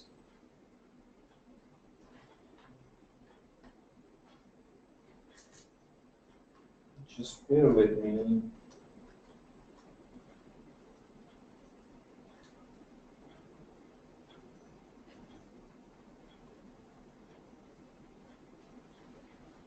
Okay, what happens with PRA is whenever you do a transaction can be on any site. Maybe you sold something, some services, or you bought some services. So whenever that is done, whether you are filing the return, the other person is filing the return, the invoices are supposed to come here. How are they supposed to come here? When you are about to file the return, right? Because you file the annexure as per the tax calendar. You make the payment earlier, for which you have to do the basic calculations. And how can you do the calculations if you don't have the basic structure? So what happens is, whenever a registered taxpayer is doing the transaction, they are going within the database of PRA. Now there was a problem with this, that at times you have entered your relevant invoices, the other person has not entered their relevant invoices. So you are stuck with the problem. How can you select the invoices? How can you add the invoices? For example, you purchase some services from XYZ Limited. You are filing your return, you went in the purchase data, you can't file their invoice. The problem is, if you can't find their invoice before, it couldn't be verified. Basically, the concept came from the Strive sales tax real-time invoice monitoring verification system that FPR launched. The idea was that both ends should be reconciled real-time. If a seller is claiming a rebate that I purchased these items from someone, then the one who sold to that person should also be connected with that, so that their return can be verified and the chances of tax fraud or omission would be minimized. The problem with that was the timing. How would you make sure that two taxpayers file the return at the same time who have dealt with each other? It might be one taxpayer is taking an invoice to the next tax period. It might be that they haven't just filed the return yet. For that, from in fact not even September, the notification was allowed yesterday. You have also been allowed now to enter those invoices and claim credit for that. And in the next period, when or after a few days, when your counterparty will file their return, that would be matched with this transaction. What would happen if nobody would file a relevant transaction? Well, that's where PRA's audit come into play. The thing that they have launched this year is the new concept of auditing the returns to find out these discrepancies. Anyway, going back,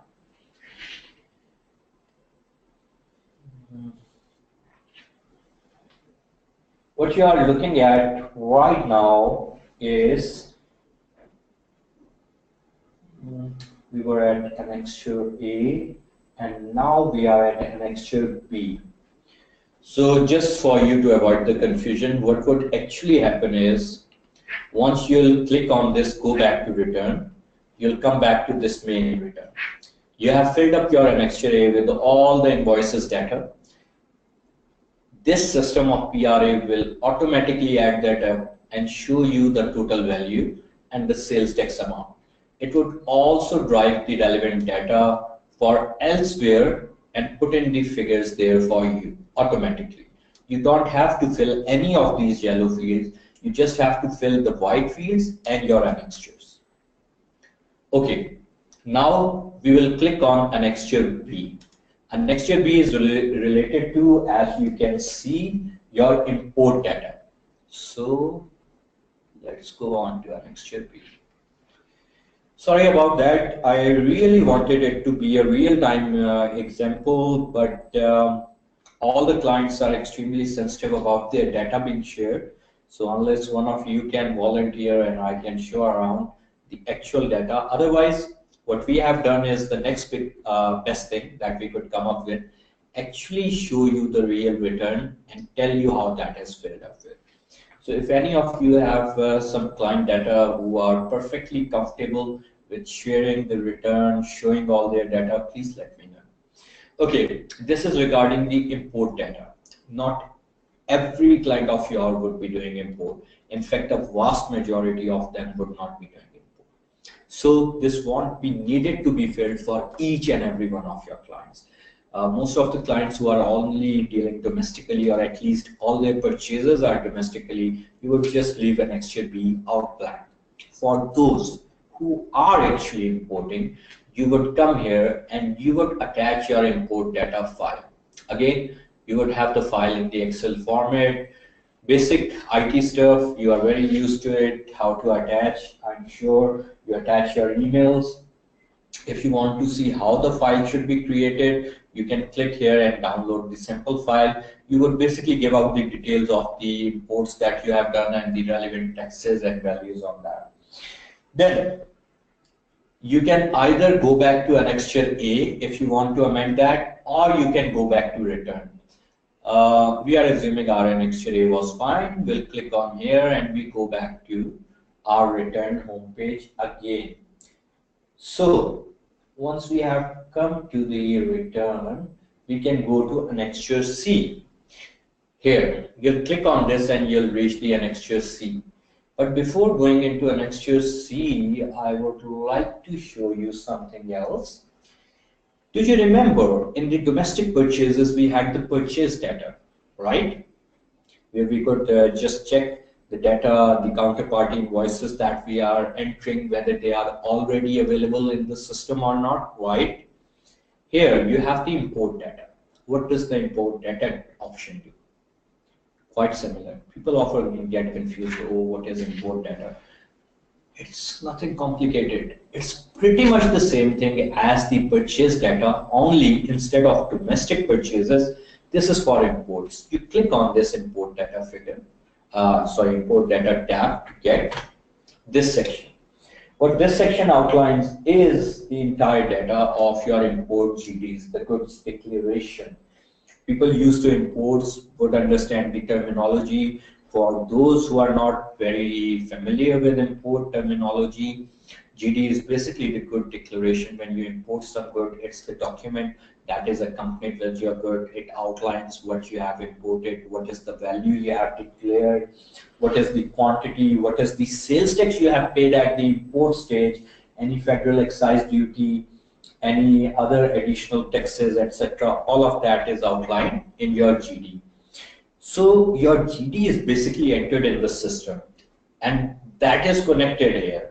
So when you are entering your import GDs and data, what you are going to do is in annexure B, you can attach your file, and just to verify whatever you are entering here is available, you can click on import data and you will have all the relevant GD information here. And here you would have the bifurcation of sales tax at import stage, taxable value, federal excise duty paid, all of these categorized according to commercial exempt, fixed asset, etc., etc. Again, once you are done with it, you again have the option to save. You have entered your data. You have checked the import good declarations that you have, that they have been properly entered. You can now click on save. Or if you see certain GDs as per your name, which you don't think are yours, which you think are probably an error you want to rectify, you can delete, or you can simply save and go back to return. Once you click on go back to return, again you'll come back here, and then where would we go? The next logical stop, annexure C. Here is annexure C for you. Annexure C is our last major annexure. Yeah, okay. I hope you are all able to see annexure C here. First of all, you can see on the top, annexure C is for domestic sales invoices. First of all, you'll select the buyer type. Who was the buyer? Was it the end consumer or just an intermediary? Normally, most of the sales are done to intermediaries unless you are working with a retail client, in which case it's the end consumer mostly. So you'll select, we are assuming, let's assume for this transaction it was an intermediary. I'll select that. You'll enter the NTN. if they are a corporate entity, CNIC if they were an individual, their name would automatically appear. You'll select the document type. Normally the sales invoice is the standard one. Again, similar to what we did in an X-ray, you'll enter the document date, the HS code. You remember where to get the HS codes from? I showed you the first schedule. Basically, they are the custom codes and they have been incorporated. They are used to identify the items in the system. Then you'll select the sales type. Again, here the drop-down menu will give you the option. We are dealing with Punjab sales tax on services, so bulk of the stuff that you would encounter would be services. At times there would be goods which you would need in order to deliver the services. If such is the case, you can select that from here. We are assuming services for this, and we select that. Then what is the standard rate that was applicable? Let's assume on this one it was whatever you can select. I've just selected this 5% for this particular example. District of the buyer, I sold to Sindh, Badin. Select that. Could be Lahore, wherever you are selling. It gives you a listing in this drop-down menu of all the major towns of Pakistan. You can select them. Then you'll enter the value. The sales tax invoice would be entered. If there is any tax which is reverse charged under section 4, you have to enter that here, and the amount of GST that you have withheld, you can enter that here. Okay. Now, all of this should be added in an Excel file if you want to, and you can simply attach the file. If you want to do it here, you enter that and you submit the invoice, and that becomes part of the system. It gives you a bifurcation in the end, which you can see. It categorizes for each category the value and sales tax as per all the invoices that you have submitted. Goods sold to end consumer, to intermediary, services provided to end consumer and intermediary, and the exempt sales, and then the gross total for all those areas. So far, so good. Next up.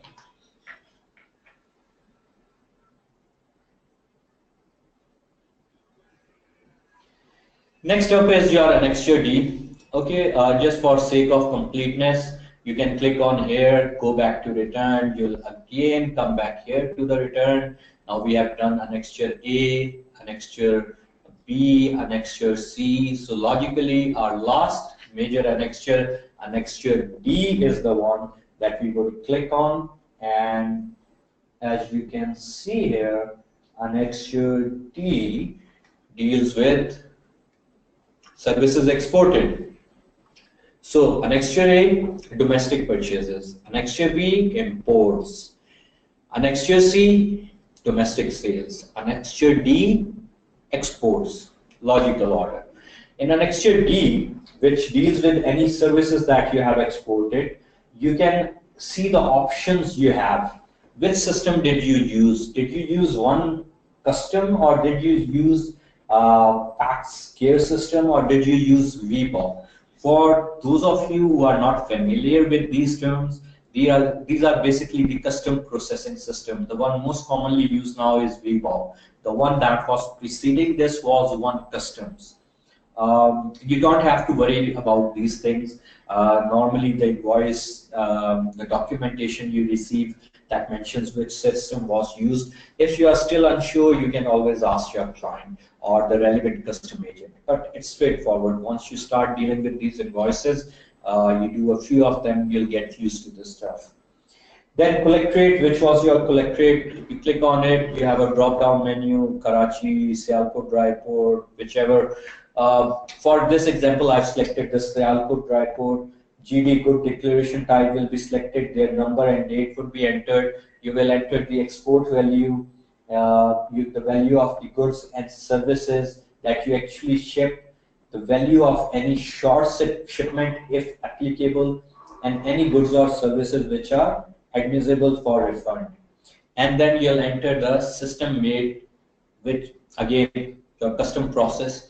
The receipt date for from that system would be entered here. While you are entering these details, the make receipt date, whether this was one custom, VBOC, any ideas? It's common sense really. even if you have never dealt with it before. Cross-check, cross-reference. You are claiming you did this thing. Did you actually do it? If you actually did it, the record would be there. Do you remember in an Excel B, which we covered just a short while before, you have to enter the GD details, good declaration detail. Again, that is linked with the custom system. Same idea is working at here. Again, once you have done this, you can click on add, and this would be added. If you would rather do it in a smaller form, not spending that much time entering all individual details individually for every transaction, you should have an Excel file prepared before in which you have entered all the relevant detail, adjusting for the relevant format and all. You would attach file here, again browse, select the file, attach, that would be added here. Then you can click on go to the return and you'll come back to return. Since you have filled an Excel A to D, all the relevant figures will be calculated automatically and entered here.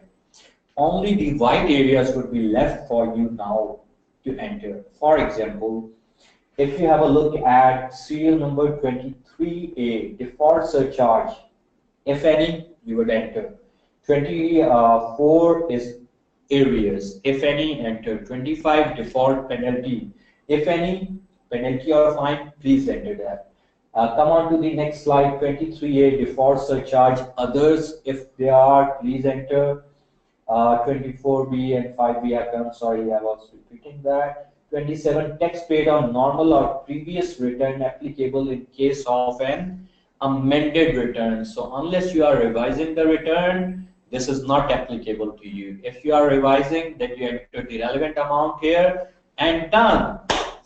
You fill before and next year, you fill these fields if applicable to you. It might be you have no, which is normally the case, you have no fine or penalty, then you leave them out blank. You are filing the return for the first time, you leave this field out blank. Done. What do I do next? You click on this button, save. Always do that. If you don't do that, all the data you have been entering with such hard work will be lost. In fact, the way I recommend, after doing every next year, save it. So that if you have a turbulence, for some reason your system shuts off, maybe there is a total power breakdown, or maybe your UPS went up, or maybe something happened with your system, whatever, all your hard work would still be saved. It would not be wasted. You would not have to re-enter each and every transaction. So click on this save, so your transaction, your data entered would be saved. Then click on verify. Once you will click on verify, you will have something like this coming up. Here, basically you have to confirm that you are the person who has entered this data. So for example, I was filling this up. So this is my data. I'm confirming my name, Ayuma Zahir, my CNIC number, confirm verification, and done. So once this is done, then you click on the submit button, which is here, and your return is submitted. This button would become active once you have completed the verification process. So after you submit the return, it would ask you to confirm, enter your PIN, you will enter PIN, confirm, your return will be submitted. And after submitting the return, you would have something like this: print acknowledgement, print it and save it in the relevant folder on your system. Then print return. They are two different things. Acknowledgement is confirming you submitted the return on XYZ date. Print option actually prints the return, entire return that you submitted. So the best thing is to always keep both of them safe with you. That would help you fulfill your legal responsibilities. Done and dusted. This brings us to filing a revised sales tax return. Don't you just love it? Enjoying? Nice and easy? Mushkil to nahi? Not too complicated? Great. But before we proceed, let's take any questions that you may have. So we have some questions, but if you have any which you haven't yet written, okay, interesting. Okay, I have a few questions. I'll start answering them. Meanwhile, you can just type the questions that you have in mind. Okay, Samat, great. Bilal Awan. Sir, is the penalty imposed on company of not withholding sales tax of company who is not sales tax exempt is similar to income tax? Bilal, I assume you are asking whether the penalties for not withholding the applicable sales tax are similar to income tax. In nature, yes, the exact one, Sales Tax on Services Act 2012. Where do you get that? The act on the website of PRA. You want to see the session available on ACC Pakistan's channel on Vimeo and my channel on YouTube, Umar Zahir. The sessions from last year are completely available on ACC's Vimeo channel. They are not fully updated on ACC's YouTube channel yet because that was launched later on. Sayyid Nazim Abbas, on the whole, this been a good exposure. Thank you. But can you please elaborate the PRA and sales tax laws for categorizing the minimum threshold for registration?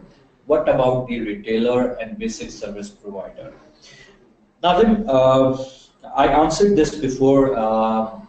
Might be you have joined in late. I'll quickly rephrase it. Basically, PRA has been evolving and they have reached a stage now where they are saying if you are providing any taxable service, please do get registered. Simple. Why?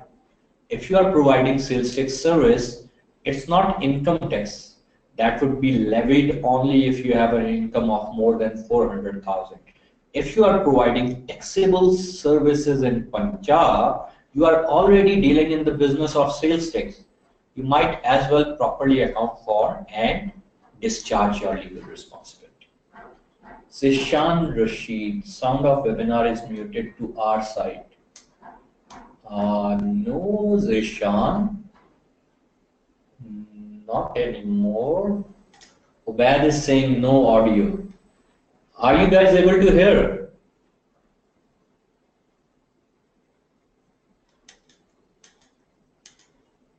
Can someone confirm if they are able to hear me?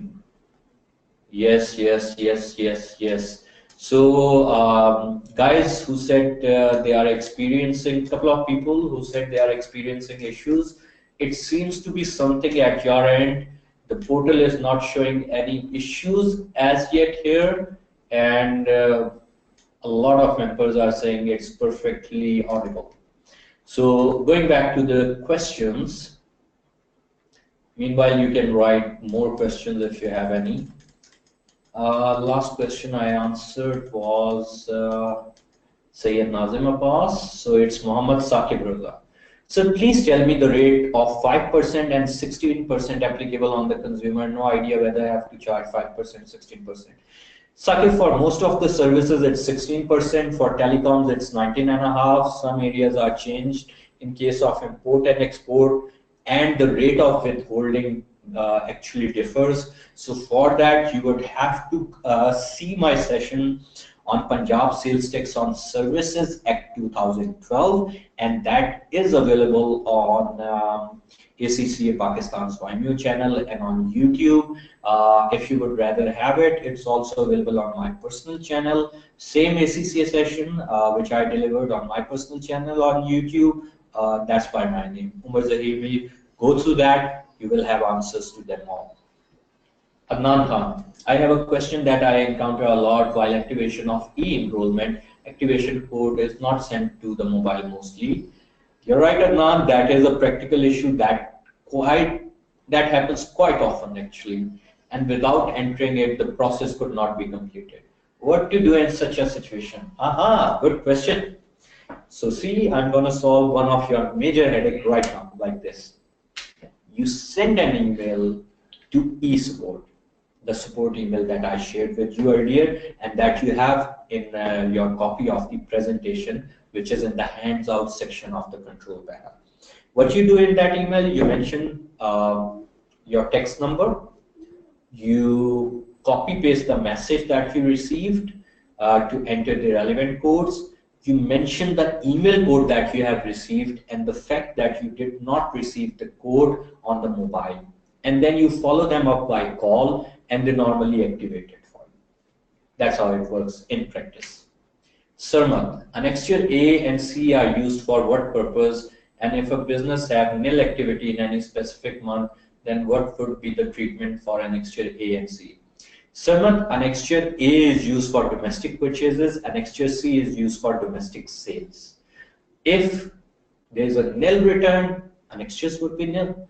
But how to file the nil return? We are just gonna see that in a bit. Don't you worry. Muhammad Saqib Roza, sir, whether I can charge sales tax to the consumer and send? Yes, you can. Actually, Saqib, it's an interesting question. Over the break, I was discussing just this with Harun here, that one of the prime issues post 18 amendment has been harmonization. I mean, while the focus has been on the point of origination, certain offices at time issue you demand depending on where the client was based. So that is an issue. Like PRA would say, okay, the one supplying the service was based here, so they are to be charged sales tax on services based in Punjab because they are earning from here. SRB would say, no, actually, the customer was based here. So while informally the rules have been agreed to see where the service is being delivered, practically such situation does arise where there is a conflict and then in effect a double taxation. So what do you do in that case? Unfortunately, if a demand is issued, demand means, for example, PRA has issued told the supplier that you have to pay this much sales tax on services, assuming he didn't account for it, and SRB has issued to the customer telling them that they have to pay it. So you have to agree which party wants to take the incidence, and then you have to contest one party. Normally, what they do is they focus on where the service was actually delivered, and it's their right, not where the service originated from. Though at times it can be argued. It's one of those areas that has made things complicated for businessmen here, and something that bodies do need to work out on, and they are working on. So hopefully they should reach some agreements pretty soon. Okay, next up,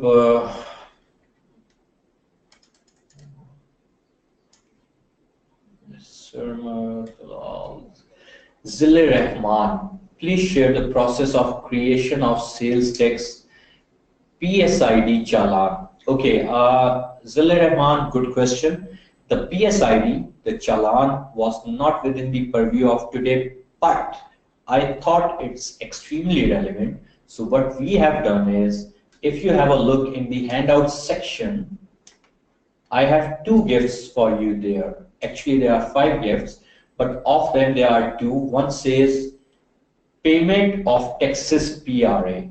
This is basically a short listing of the entire process, how you can create the PST. Go through that and you should be able to do that. Then you have the PRA tax payment form which you can use. So this should help you with the PSID. In case you still feel some confusion, if you have time left, ask me at the end of the session, I'll show you, or shoot me an email. Tariq Khan, sir, after registration in PRA, will they allot to us STRN number, or for STRN we need another process? Yes, after registration and enrollment, you will be allotted this number, which is normally your PNTN. Sarmad, thanks sir, you're welcome Sarmad. Muhammad Saqib Raza, if the consumers are registered in Sindh Revenue Board and they withhold our sales tax as a withholding agent, can we claim that in PRA that they have withheld our sales tax? Yes, you can. Umair Ehsan, is it compulsory to file sales tax after every month, or can we file it after 2 or 3 months? Umair, once you get registered, it is your responsibility to file sales tax return in a timely fashion every month. Even if you have no business activity, it doesn't matter. File a nil return, but it is your responsibility to file a return.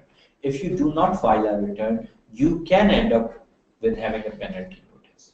Although, as I shared before, currently as PRAs believe they are in an evolutionary phase and educating the taxpayer, they don't penalize you, they just issue you reminder notices, but by law you can be, so you have to file that every month. Nasrullah Rahman, thank you sir, you are most welcome.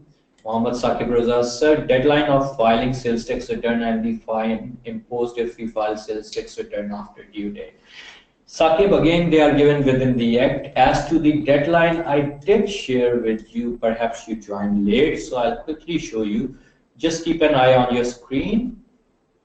This is in the presentation that you have in the handout section, titled Umar ACC STR PRA filing. That is the registry. That is the presentation on this. Here you can see the date of filing required, which is pretty much standard for everyone, 18th, except for telecoms, for which it's 21st. However, there is a slight point to consider. While the last date for filing is 18, the system does become a bit slow on 18, so it's advisable to file it slightly before. However, the last date of payment is 15th. You have to make the payment by 15th. So some people who are new to this do get confused by it. They assume if the last date of filing is 18th, we can pay the tax liability by 18th. It doesn't work this way.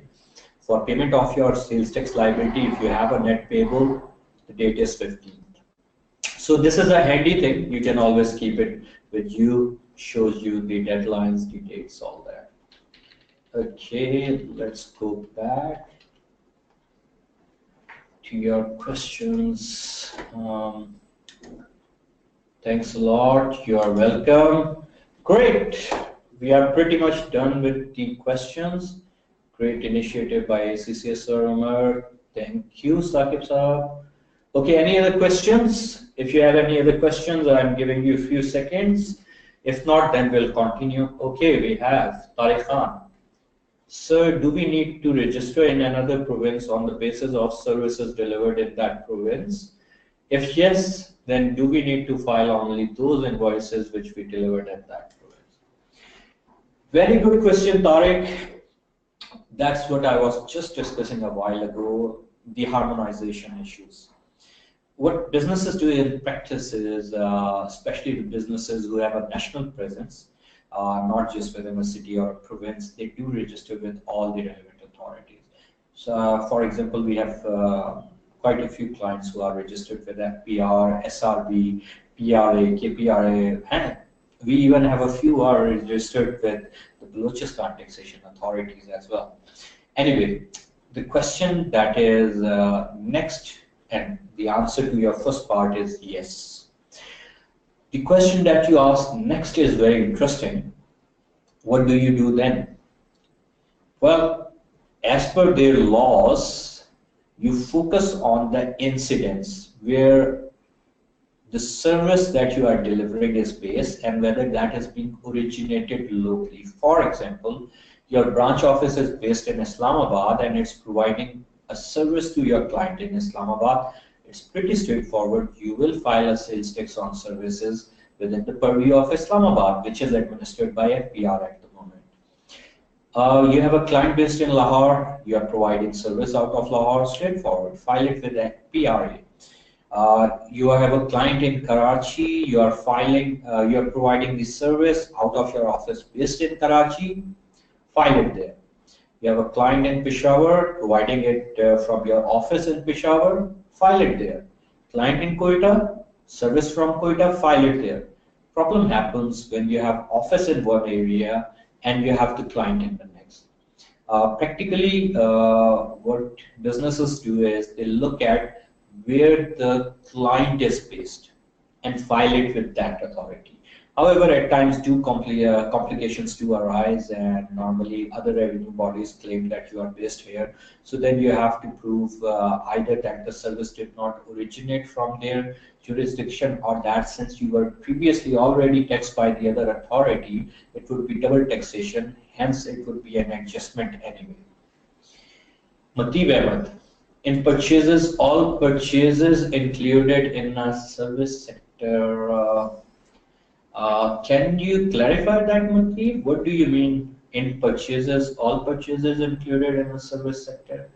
I'm assuming you are asking whether in the sales tax return for services, all the purchases are only for services. If you are asking that, not necessarily. It can be for goods as well if they were bought to provide a certain taxable supply. If you are asking something else, just please clarify and I'll be happy to answer. Okay, I think rest are comments. Well, thanks for your appreciation. I appreciate your kind feedback, helps us be motivated. And I guess that's it for the questions. If you have any more questions, please write them. We will come back to them again.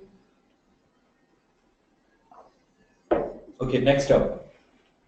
What we covered till now is what is taxation, direct versus indirect taxes, what are sales taxes, the history of sales tax in Pakistan, the current legal constitutional position, Punjab Revenue Authority, its ambit, how does it work, its basic structure, how the policies are set up. Then we have seen how do we register for an NT for sales tax on services with PRA. If we have an NTN, what we do if we do not have an NTN? What we do if we have an NTN but PRA system do not recognize us? We have also seen how do we e-enroll for the first time and how do we activate our e-enrollment. We have also gone through the contact details, the tax period, submission deadlines, etc. We have also quickly had a look at the first schedule, which outlines the details of the service areas, the HS codes, etc. We also, after that, quickly discussed about the 10th Amendment. We have gone through the example of filing the sales tax return. In that, we have seen the main return, where you enter the data, where you don't. We have seen an Annexure A, which is for domestic purchase, Annexure B for imports, Annexure C for domestic sales, Annexure D for exports, rest of the return, verifying submission, and keeping a compass. Yeah, pretty much it. So far, so good. Next up, what if you have to file a revised return? What do you do? First question, why would you need to file a revised return? Maybe you made an error, you didn't realize that time, your junior, maybe your training was working on the return, you are supposed to review the work. Something happened, maybe the client didn't provide the invoice, any reason. And there's an error now, and you want to rectify that error. What do you do? Let's find out. Okay, again, this is the last page of the return. If you'll go into declaration and you'll go on sales tax and then sales tax on services for your relevant period before September or after September, I'll quickly show you for those who joined late. Here, when you'll click on declaration, you'll have this drop-down menu of sales tax. Click on that, you have these options, either sales tax on services return, which is for period before September 2017, or for this option for period of September 2017 and onwards. So if it's a recent one, you'll click on this one, and once you click on this, it would give you something like this. You'll click on sales tax on services. After selecting the period, let's say we want to revise return for September. You'll select September 2017 here, click on sales tax on services, and it will show you something like this, which means your return has already been filed. In this case, a null return was filed for this client for this particular period. So how do you revise that? I filed a null return, but the client said, oh, I'm sorry, I forgot. I did actually have some transaction. It was not a nil return after all. Okay, thank you very much. But we need to revise that now. Extremely simple, no complication. Click on this option, proposed revision. Prepare proposed revised return. You click on this and you will have the entire return open up to you like that. You will have the old figures of the return appearing to you, and what you need to do is amend them. For example, let's assume that everything else was nil, but he did make a couple of purchases, domestic purchases. So I don't need to amend anything else. I just need to amend an extra A. I'll click on an extra A. It will bring me here. I'll enter the relevant details. I'll enter the NTN number. I'll enter the document number, invoice number, the date, HS code, etc., the relevant amounts. I'll add this and I'll go back to the return. Done.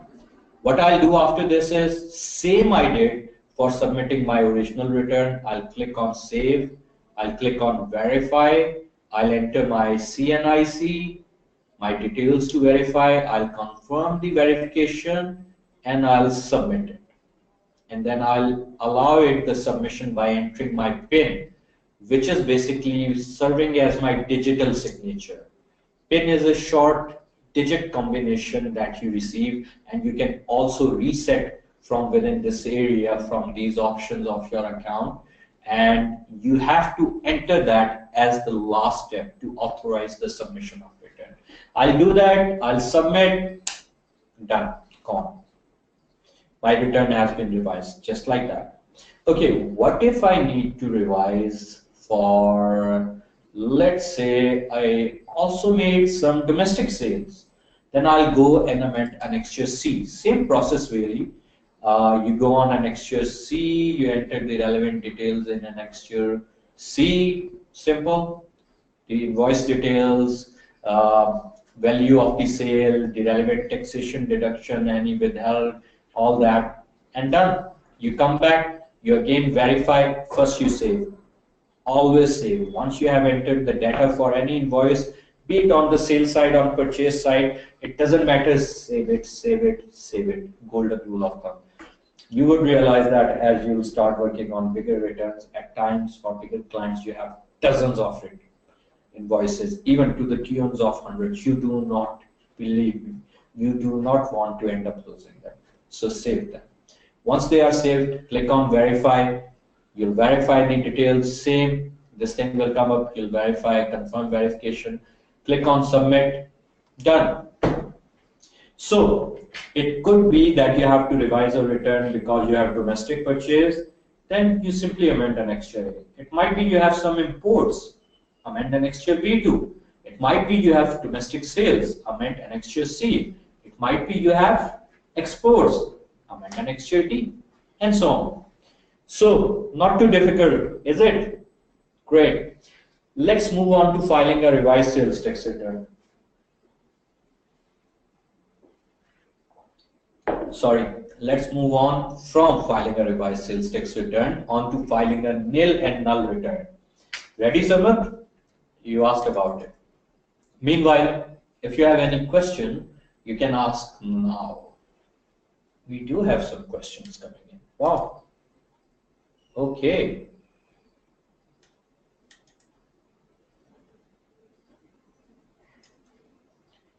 Interesting.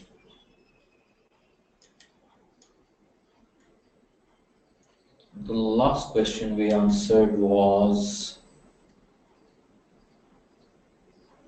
by Tariq Khan Sahab. Now we have by Matib Ahmad, curated in the service sector. Okay, Zilla Rahman asked, sir, my friend has submitted nil return from 2 years, but he also paid sales tax payable by the end of every month. My question is, can we revise all those returns now? 24 months returns. Yes. Thank you. Wow. What was your friend doing?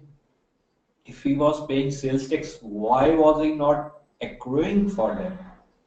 Anyway, to answer your question, you would have to write to the commissioner and give them a justification.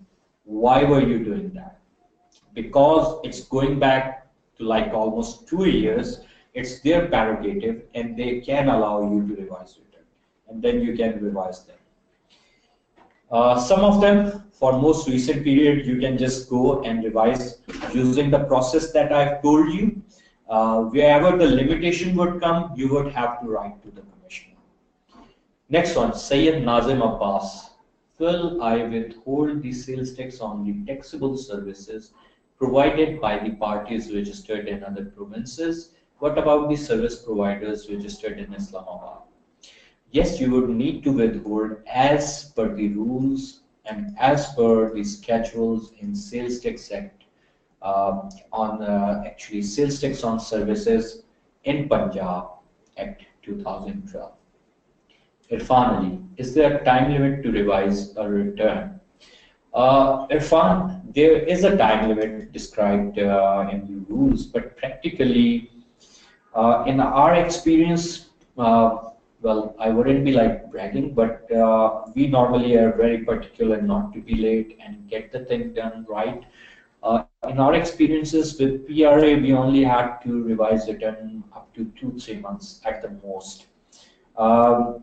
As per the rules and legislation, although this is a bit outside the ambit, but I'm answering you, you would probably need to write to the commissioner.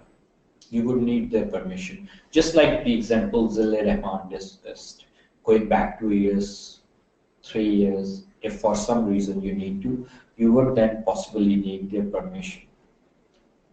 Adnan Khan, what is the deadline for revision once original filing done, like it's 60 days in case of income tax filing revision? Within a month of filing it, you can do it normally. There's no issue. Beyond that, if it's like older, maybe a year old or something, you normally need to south the permission. Tariq Khan, sir, is the revised return after due? Is this revised return for after due dates or in due dates? What if we already created a PSID and challan? Very good. Tariq, a very good question. I did show you this area in the return where you have to enter the figure for any tax that you have paid, adjustments, the tax you already paid. That is in the case of a revised return where you already filed a return. So the answer is it can be a return you have submitted nil and want to revise. It can be a return for which you have already paid the tax and want to revise. If it's for a particular return for which, assuming you have already paid the tax, one of the two scenarios will happen. Either you would have a refund claimable, mean you paid more, so that would be adjustable. In next month's liability, you can adjust it. The second scenario, additional liability would be created. So you would need to create another challan for the difference, and that would also appear in the system and submit the revised return. You would not be able to submit the revised return with additional liability without paying the additional amount using the revised or new challan. I hope that answers your question. Tariq, Zishan Rashid, how to attach CPR in a revised sales tax return as feed CPR tab remains invisible. When you are revising the return after you have done everything and there is an additional tax liability, it should become active and the CPR that you have paid should appear within the return area. And once you can tie it up with the additional new CPR for the additional tax liability that was created and which you paid, you would be able to submit the revised return. Yes, we are ready. Thanks, sir. You're welcome, Sir. Marriages, don't we need commissioner permission for revision? Not if you are doing it immediately for like a nil return. If after that, yes, you do. Abdul Rakib, is this compulsory to register on PRA if we does not receive any services or deliver services? No, Abdul, it is not compulsory to register with PRA if you do not receive or provide any services at all. With PRA, you have to register if you are providing taxable services within Punjab. That's it. If you are not providing taxable services and you are receiving taxable services only, even then you do not need to register. Adnan Khan, what's the maximum time till which revision can be done This was my question actually. Adnan, theoretically, no time bar as long as the commissioner allows you. Practically, nobody would allow you unless you have a real good reason beyond a few months or a year at the most. Practically, by virtue of the other laws with 3 years time bar, beyond that would be next to, I wouldn't say impossible, nothing is impossible really, but would be very, very difficult because think about it, they are legal precedent. What can you justify? Why didn't you properly file a return from 3 years ago or 2 years ago? And how have you realized after 2 years that it was wrong? So first you have to give a justification. Then normally they also see, okay, this is slightly off the record. One of the factors which they never say but does make a difference is whether an additional liability is being created or additional benefit is being claimed. Read between the lines, you'll get the idea. Adnan Khan is done. Abdul Rakib. Currently, there is an issue in my company that auditors has given us invoice. An amount of sales tax on services was X amount, and our tax person has paid for amount and taken in October 2017. But the auditors have taken invoice in the month of November. What can we do now? Okay, Rakib, I'm not really getting you here. What do you mean by our tax person paid the amount and took it in October, but the auditor took it in November? Do you mean that the auditors are accounting it for in the month of November? Or do you mean something else by that? Please clarify. Khalid Daud, okay. Okay, Khalid has a suggestion which I'll pass on. He's saying that the training time should be around the prayer time, maybe 9 to 1 or obviously after 2. Okay, we'll make note of the suggestion. Any other question?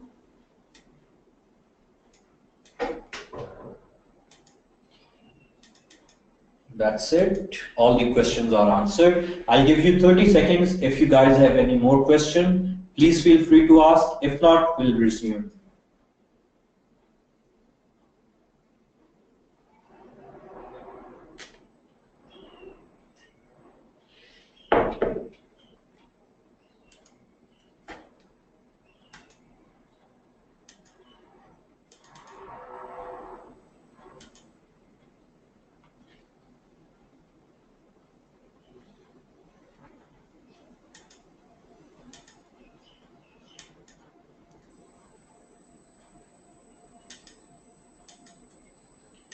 Okay, guys, we have another question.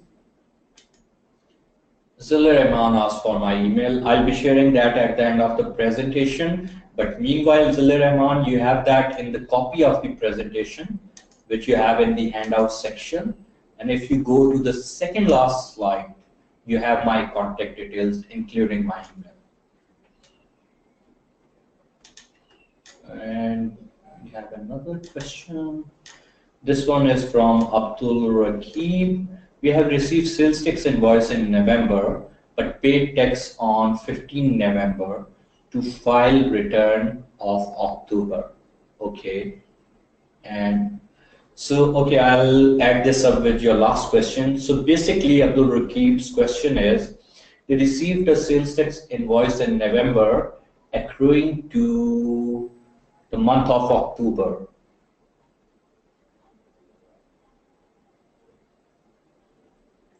Okay, your auditors are actually not doing right here because there is a concept called accruals.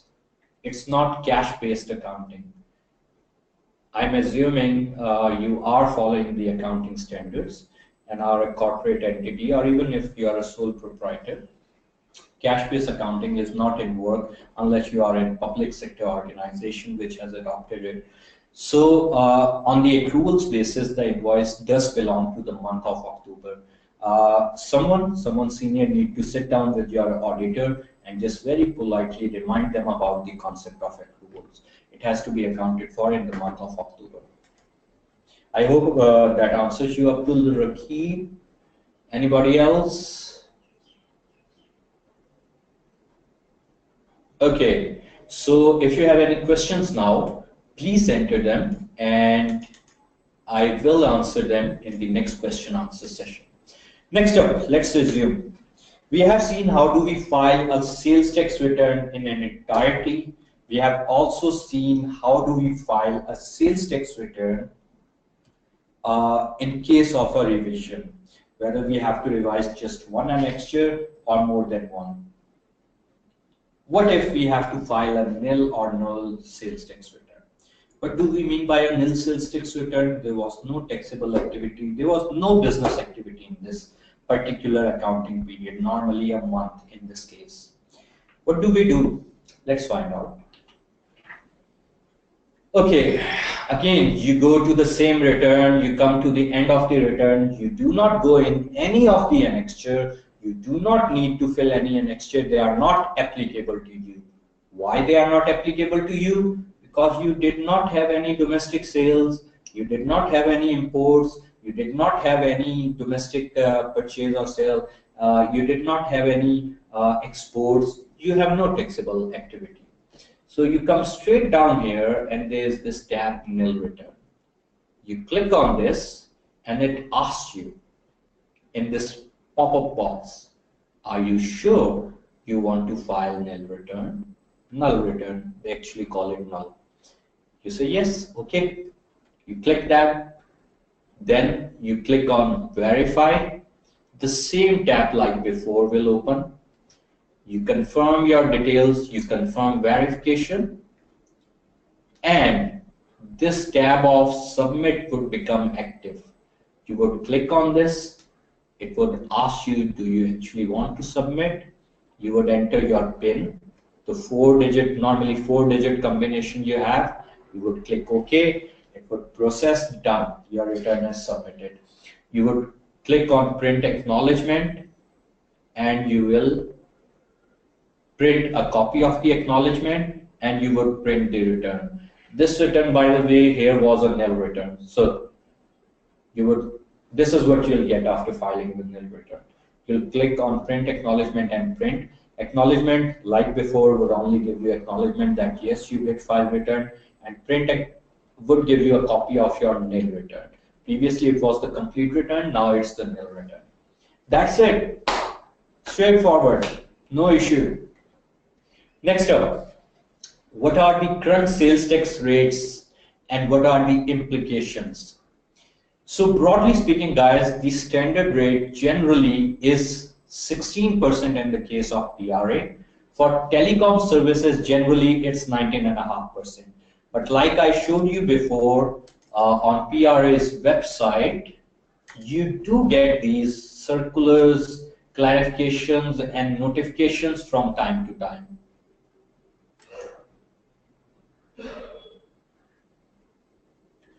Look, like for example, we had the last circular on 20th of October this year, just last month, Punjab sales tax on the services of intercity carriage of goods by rail or road.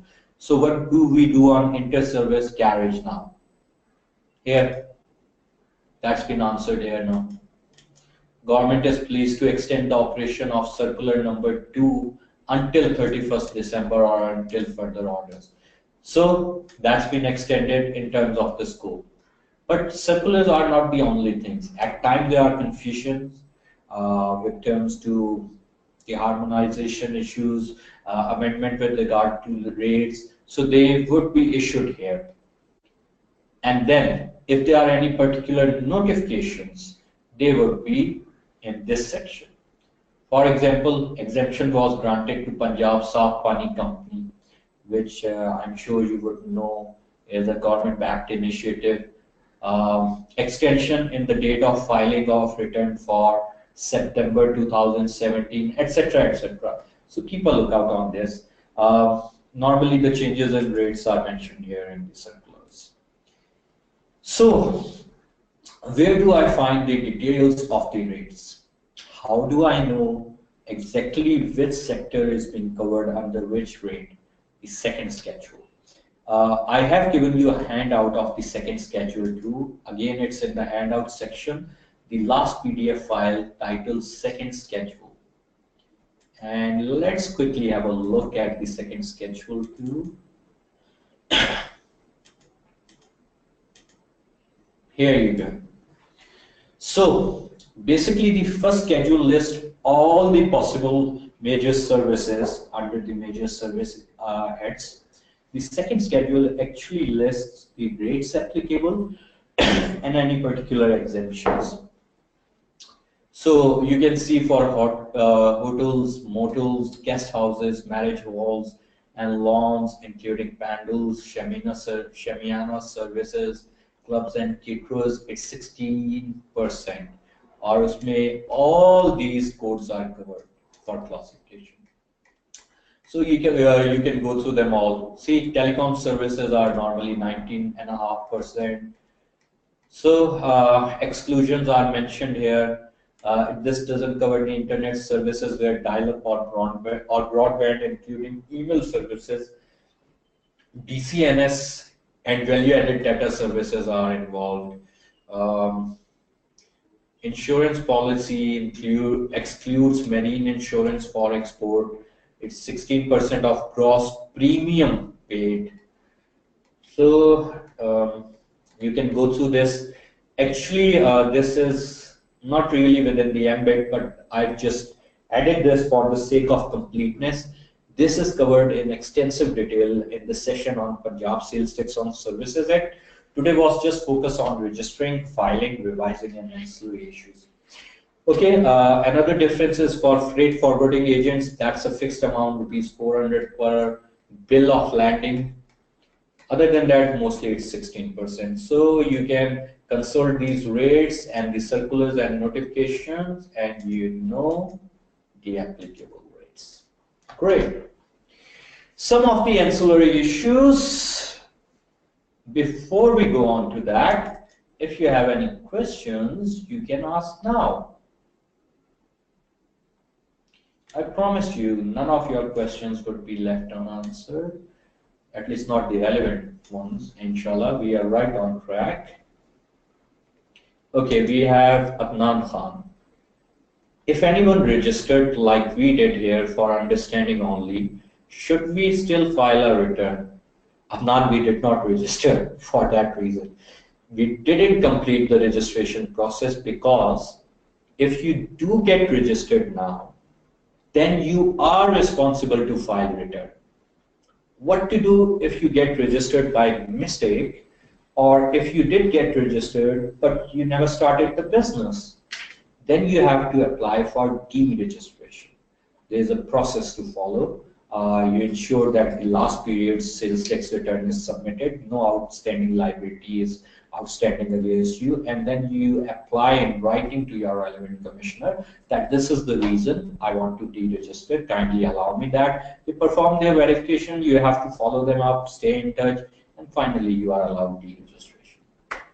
But don't do that. It's quite a hectic process. Don't do that in case you just want to test. Don't. Otherwise, keep on filing nil returns. Best of luck with that. Null return every year. As at now, we have no intention of provision of taxable services. Then null return will be filed every year. No, null return would be filed every month. Income tax return is filed once a year. Your withholding statements are normally filed monthly in terms of income tax, which is again non-relevant. In terms of sales tax on services, you have to file your return normally every month. You do not file just one return annually. Okay, that should answer this. Any other questions? Zule Rahman. So sales tax registration is also necessary for cottage industry providing taxable services in Punjab. Unfortunately, yes. Next. Cottage industry do get benefits in terms of income tax. They can remember one thing. Income tax is basically the burden on the business. Sales tax is effectively what they are passing on. They are buying something, they pay the sales tax on that, they sell something, they pass on the sales tax on that, they collect sales tax on that, and if there is net amount which they need to pay the government, they pay them. So who is giving that net amount, the difference? Their customers. It's been collected from them. So sales tax is not basically that the business is paying any tax. Oh, no, no, no. They are basically just collecting the taxes and passing it on to the government. They are just acting as a withholding agent. Income tax is the tax that has the direct incidence on them, which is basically the tax that is accruing on business, their incomes, and that is being passed on. Although we do have a different concept in income tax to the turnover tax, which is in nature an indirect tax because it's transactional. However, that is an incidence on the business. Business cannot take that from the customer and pass it on. Business has to bear the burden of that taxation. Sales tax and consumer is bearing the burden. Next one. G. Orkuch, any other questions? No? Okay. Yeah, we have the questions coming. Please share the soft copy of the presentation at the end of this session. Good idea. Only we have already done that. I have told that repeatedly. If you have a look at the control panel, the second last tab is handouts, 5 out of 5. The second file in handouts, Umar ACCSTR PRA filing, that is the copy of today's presentation. So you have that and you can download that. If we receive taxable services from, okay, next one is Abdul Rakib. If we receive taxable services from KPK, then to which government we pay the tax, either to Punjab or KPK.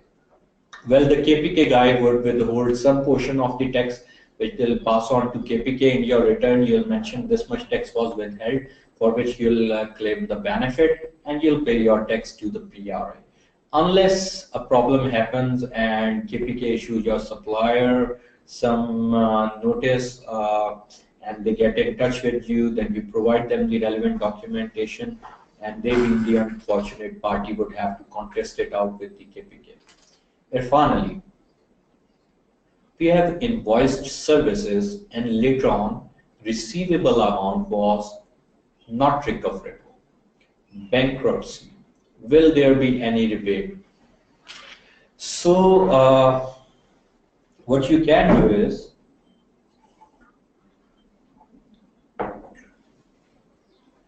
next time when you deal with a party, beware, select carefully. PRA is still in the evolving stage. In theory, there is a rebate available, not really practically, but they are working on it to introduce systems for that. I hope that was not a very big invoice, Irfan. Next one, thanks a lot, sir. You are welcome. Any other questions? If you don't have any questions, then I'll... Okay, you do. Tariq Khan, sir, why poor and rich pay the same sales tax? Isn't this unequal to poor? Okay, that's a question on a policy matter. Well, Tariq, there are two sides of the coin. The government says that people don't like to pay taxes, economy is not documented, so we have to focus on indirect taxes. Indirect tax has this issue that effectively the people with lower income are being taxed at a higher proportion. To understand this, if you are buying a bottle of water and your driver is buying a bottle of water, you are certainly earning much more than your driver, but you both are paying the same amount of sales tax on that water bottle. So what is effectively happening is you are paying a very smaller amount of your income, but your driver is paying, who is earning less than you, is paying a higher amount of tax on that water bottle. So yes, that is a problem. That's why We even at ACCA, I'm honored to be chairing the taxation committee of ACCA, and ACCA in our budget proposal and even in its global taxation principle focus a lot on just equitable taxation policies which are transparent. And we have sent numerous proposals. We send them almost every year to government to focus more on direct taxes. So I think it's a work in process, and hopefully if we continue to work on it, things would start improving further.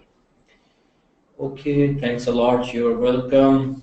Tax consultants also charge 16%. Matib Ahmed. Tax consultant charge 16%. I'm assuming you are asking about their professional fees. Well, it depends from tax consultant to tax consultant. Depend on the quality, the name, the service you are getting. Just like you board an airplane going to the same destination, business class is always almost, in fact, always paying more than the economy class. Why?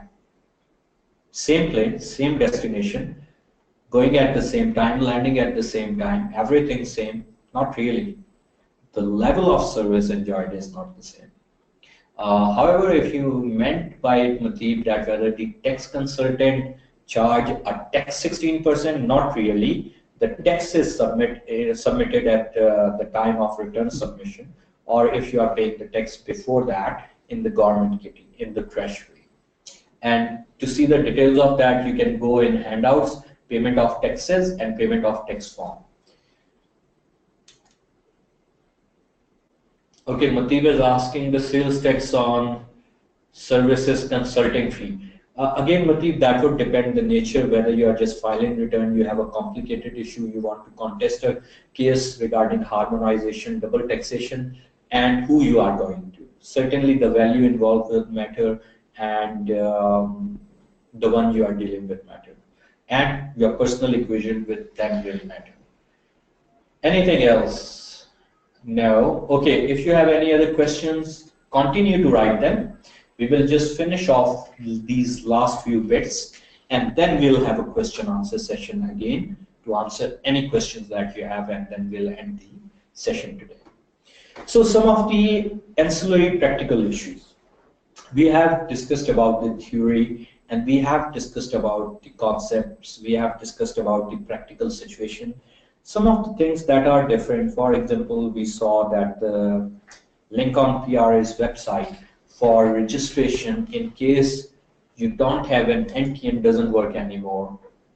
Although it's still there, it's in their material, but it doesn't work. See, some of the other things that we should look out for is if you want to check status of your registration application here, let me show you the process. You just enter your NTN, the application reference number, image character, okay. It tells you what's going on with your application at the moment. One, if you want to check the status of your registration application, use this link. Make sense? Nice and easy. Next one, if you want to search the taxpayer, there are two things. You want to see who is registered, you can search the entire database. Or you want to see who is active taxpayer with PRA. Word of caution. This is different than the active taxpayer list ATL of FPR, on the basis of which you get taxation benefit in terms of lower rates on banking transactions, lower rates of tax deduction on banking transaction, on motor vehicle registration, on plot purchase sale. These are all income tax related.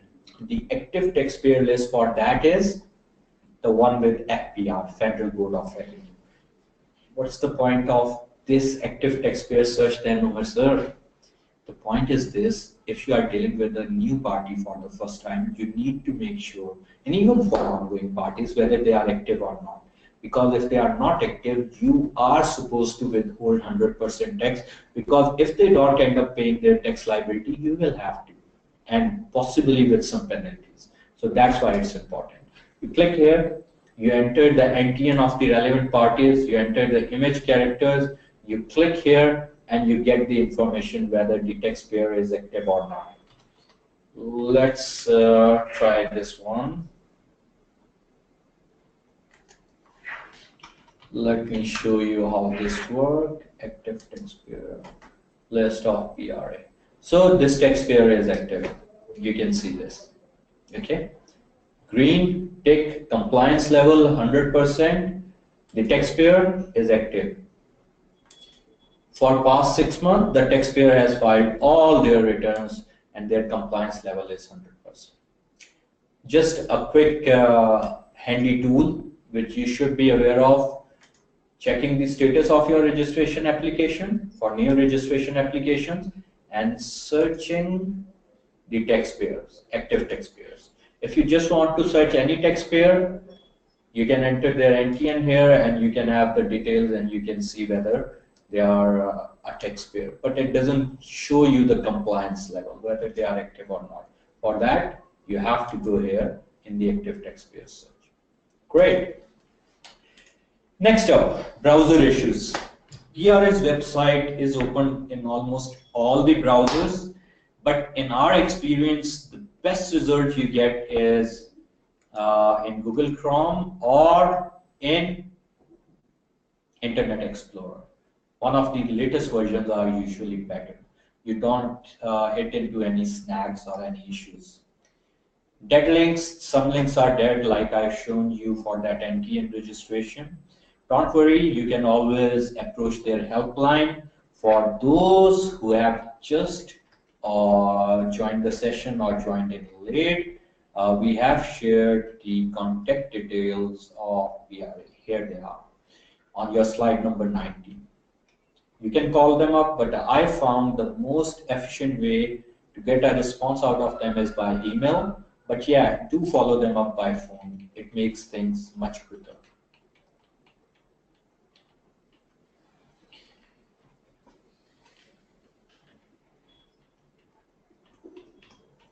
Okay, evolving nature. All this that we have covered covers the topic for today in extensive details. But you do have to remember one thing. PRA is continuously evolving, both in terms of the legislation, in terms of the infrastructure, in terms of the website. Even the return process was modified just a couple of months back for September 2017 onward. So keep that in mind. It might be that few years down the line, there might be some changes. There might be some amendments, alterations. So don't get worried if you watch this after a few months that what happened. There might have been the changes introduced by PRA. With this, we have pretty much covered all the relevant areas. I promised to share my contact details with you. They are there in front of you. You have my cell number, you have my office number, my email, my website. I'm not on Facebook, I'm on an alternate mymfp.com. You have my ID there, my Twitter handle, my office address. More than welcome to contact anytime. Always happy to assist our fraternity. Best way to reach me is send me an email. Even quicker than that, send me a message. You can send me a message on WhatsApp. You can send me an SMS. Whatever you do for the first time, please mention a brief intro, your name, where you are, and we met in this session. So you have a copy of this presentation with you too. So I'll leave the slide open with you. If you have any questions now, please feel free to ask them. And we do have some time, so we should be able to answer the relevant questions first, and then any ancillary questions that you may have. Okay, we do have some questions. Keep them coming. Keep them coming. Okay, first one is Moiz Ahmad. How to find out if the taxpayer has withholding exemption certificate on income tax? Well, FPR has launched, just yesterday FPR has launched a verification service for exemption certificate. You can go on FPR website, enter their details and verify whether their exemption certificate is genuine. Initially, the taxpayer themselves will tell you we hold an exemption certificate. This is our exemption certificate, and you can go on FPR's website and verify that that exemption certificate is genuine. Next one, Noman Aslam. Meanwhile, rest of you, any questions? जो भी हमने पढ़ा के, whatever we covered today, you have any questions about that, please keep them coming. No question is a stupid question. Don't feel embarrassed. Let them come. Noman Aslam, I want to join sales tax experience due to get option at UAE for indirect tax job. Okay. I believe Noman is saying he wants to know about sales tax so he can exploit the opportunity by the introduction of VAT in Middle East, particularly UAE. I have EY experience of 3 months, but my further experience is in accounts and analysis.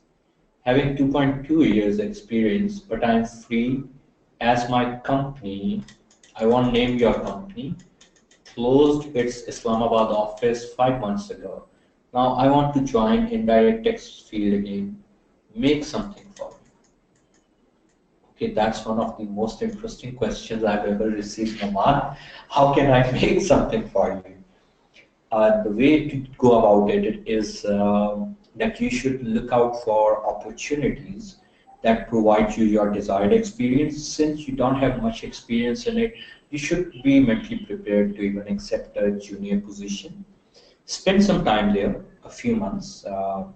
It's been slightly delayed. The process should really have been at the point of 5 months ago, but it's never too late to start. Get the experience for at least a few months, and then you should be able to enter the UAE market. Next up. By the way, we do have some sessions planned on UAE VAT. It might be a few weeks, but the session would be really worth it. So keep watching out this space. Sir, thanks a lot. It was a very informative session, and as usual, I always enjoy learn a lot from you. Your ACCA sessions, Jazakallah. Thank you very much, Sarmat, for your kind words. It's always a pleasure to contribute, and well, kind-hearted members like you help keep us motivated too. West Yunus, how can we check that organization should register for PRA, especially in NPO cases? West, rule of thumb, providing taxation services in Punjab, yes, get registered. Nice and easy. If you are NPO, apply for the NPO status. Just being an NPO is not sufficient. You have to apply for NPO status with FPR separately in order to get that status from tax perspective as well. Sumaya Fatima, sir, is this important to learn the income tax laws and the PRA rules? How can we learn these? Yes, Sumaya, it is important. Well, unless you are some kind of exceptional person with extraordinary memory and can just learn them all and recall them at whim, I would suggest the best way to go about it would be to experience.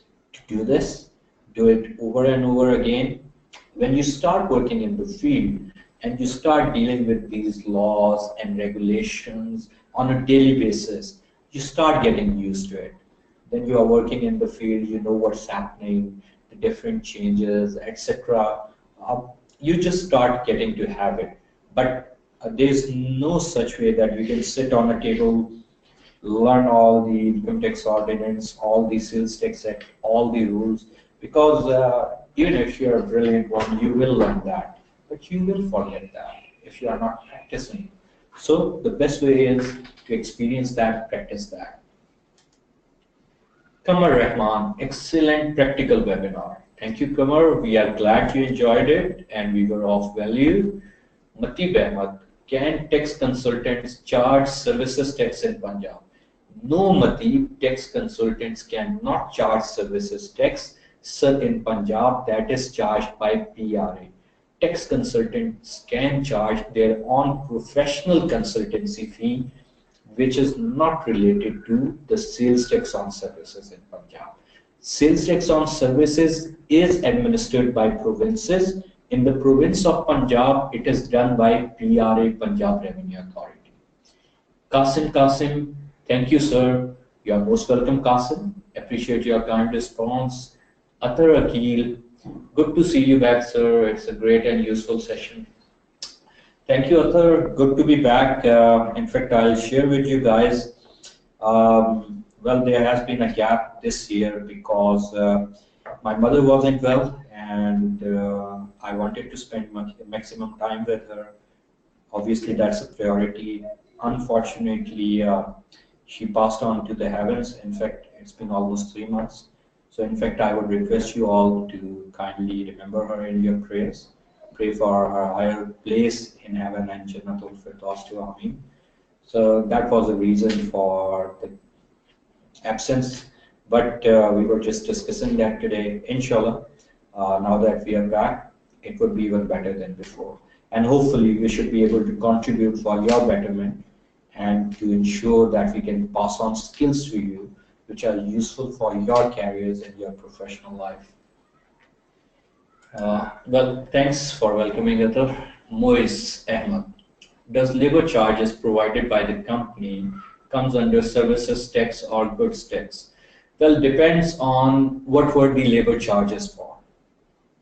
Largely, labor is for providing services and it should come under services. But if the company is like dealing 99.9% in goods and there is one-off labor charge, then practically that's just clubbed instead of just for one transaction you get a registration and once you file one transaction return. So it really depends on the nature of the business and the nature of the transaction. Hamza Dar said, I have worked 3 years in UK tax firm and I have good knowledge of the UK tax individual partnership and corporation.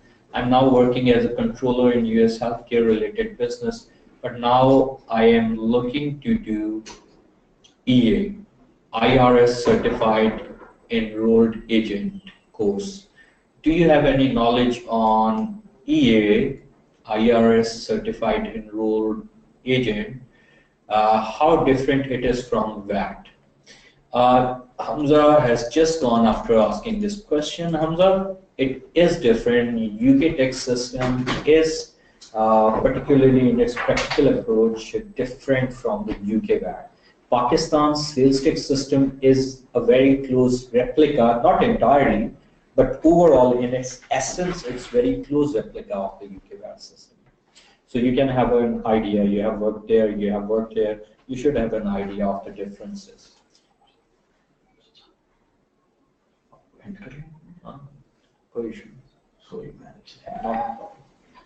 Sorry, not at all. Tahir Awan, very informative. Well, thank you, Tahir. Ziller Rahman, thank you so much. You are most welcome, Ziller Rahman. Abdul Rakib, thanks a lot, sir. It was very useful session for me. Well, thank you, Abdul Rakib. We appreciate your appreciation. Qasim, how can I get experience in sales tax while my job is not related to this? Well, very simple, Qasim. Start getting your hands on the relevant work within your organization. That's the way to get experience. Or if you are interested, then consider a career move in this area. Fahad Hamid, prayers and condolences, sir. Thank you, Fahad. Awash Yunus, Jazakallah, Awash, may your mother rest her soul in peace in the highest place in heaven. Abdul Rakib, Jazakallah, Amin. Chaudhry Faizan Khalid. So what is meant by non-creditable input? Do these all fall in exempt category? And why are these deducted in calculation as no sales tax is payable on exempt input? They are basically taken out. They are not just exempt items. They are items on which sales tax is not allowable. For example, you have done a transaction with someone who was not registered. Now that's not an allowed transaction. And that is why it's deducted. It's not just the exempt transactions only. If you'll go through the return, it's written in the bracket in front, which I've shown you in the presentation too. Beside exempt items, there are other items involved as well. Ali Aslam, why don't a buyer company withhold PRA tax of supplier company invoice if it holds a company status? You do have to withhold as per the PRA withholding rules. Sumaya Fatma, really good and informative session. Thanks a lot. Your explanations are really good. Thank you, Sumaya. Really appreciate your kind input. And we are glad that we were able to deliver value. Muhammad Ali, very nice. Thank you. Sayyid Nazim Abbas, last but not the least, if a category service provider gives packed bottles as well. Okay, I'm assuming you mean to say if a service provider also provides PET bottles, if that remains around 10% of the total bill, will he submit a separate supply related return to FPR as well? In my professional opinion, yes, he should. Because if it comes to an audit, unless there is a very particular scenario which would be complicated to discuss here, but that's not normally the case unless you can justify it's essentially for providing the service and all that. In my opinion, they should file a separate return with FPR for that portion. Zaid bin Afaq, very useful and informative session. Thank you, Zaid. Muhammad Qasim, thank you, sir. You're welcome, Qasim. Muhammad Hamadul Hassan, thank you, sir. Very fruitful. Well, thanks, Samad Moiz.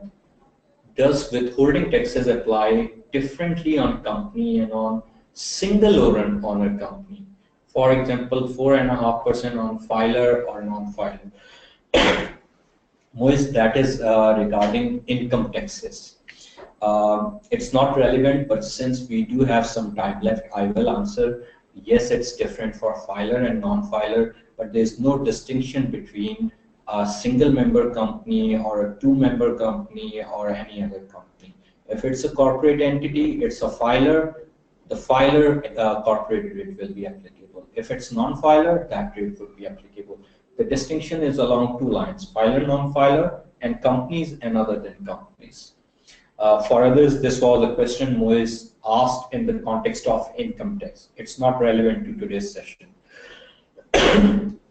Umair Ijaz, thanks for an excellent PRA refresher. You are most welcome, Umair. Thanks for your kind compliment. It was a wonderful session full of learning. Thank you, Umar Zahir Saab, NACC Pakistan. And of course, your mother is in our prayers, sir.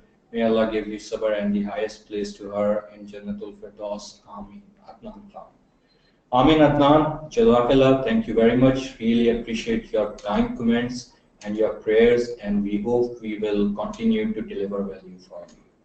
Tariq Khan, thank you, sir. Highly appreciated. You are most welcome, Khan sir. The pleasure is ours. Faisal Sami Kadir, thank you, sir, for this session. You are most welcome. Bilal Awan, nice session. Thanks. Thanks, Bilal. Sumaya Fatma, please keep your sessions on Saturdays. Attending session at office is a bit difficult.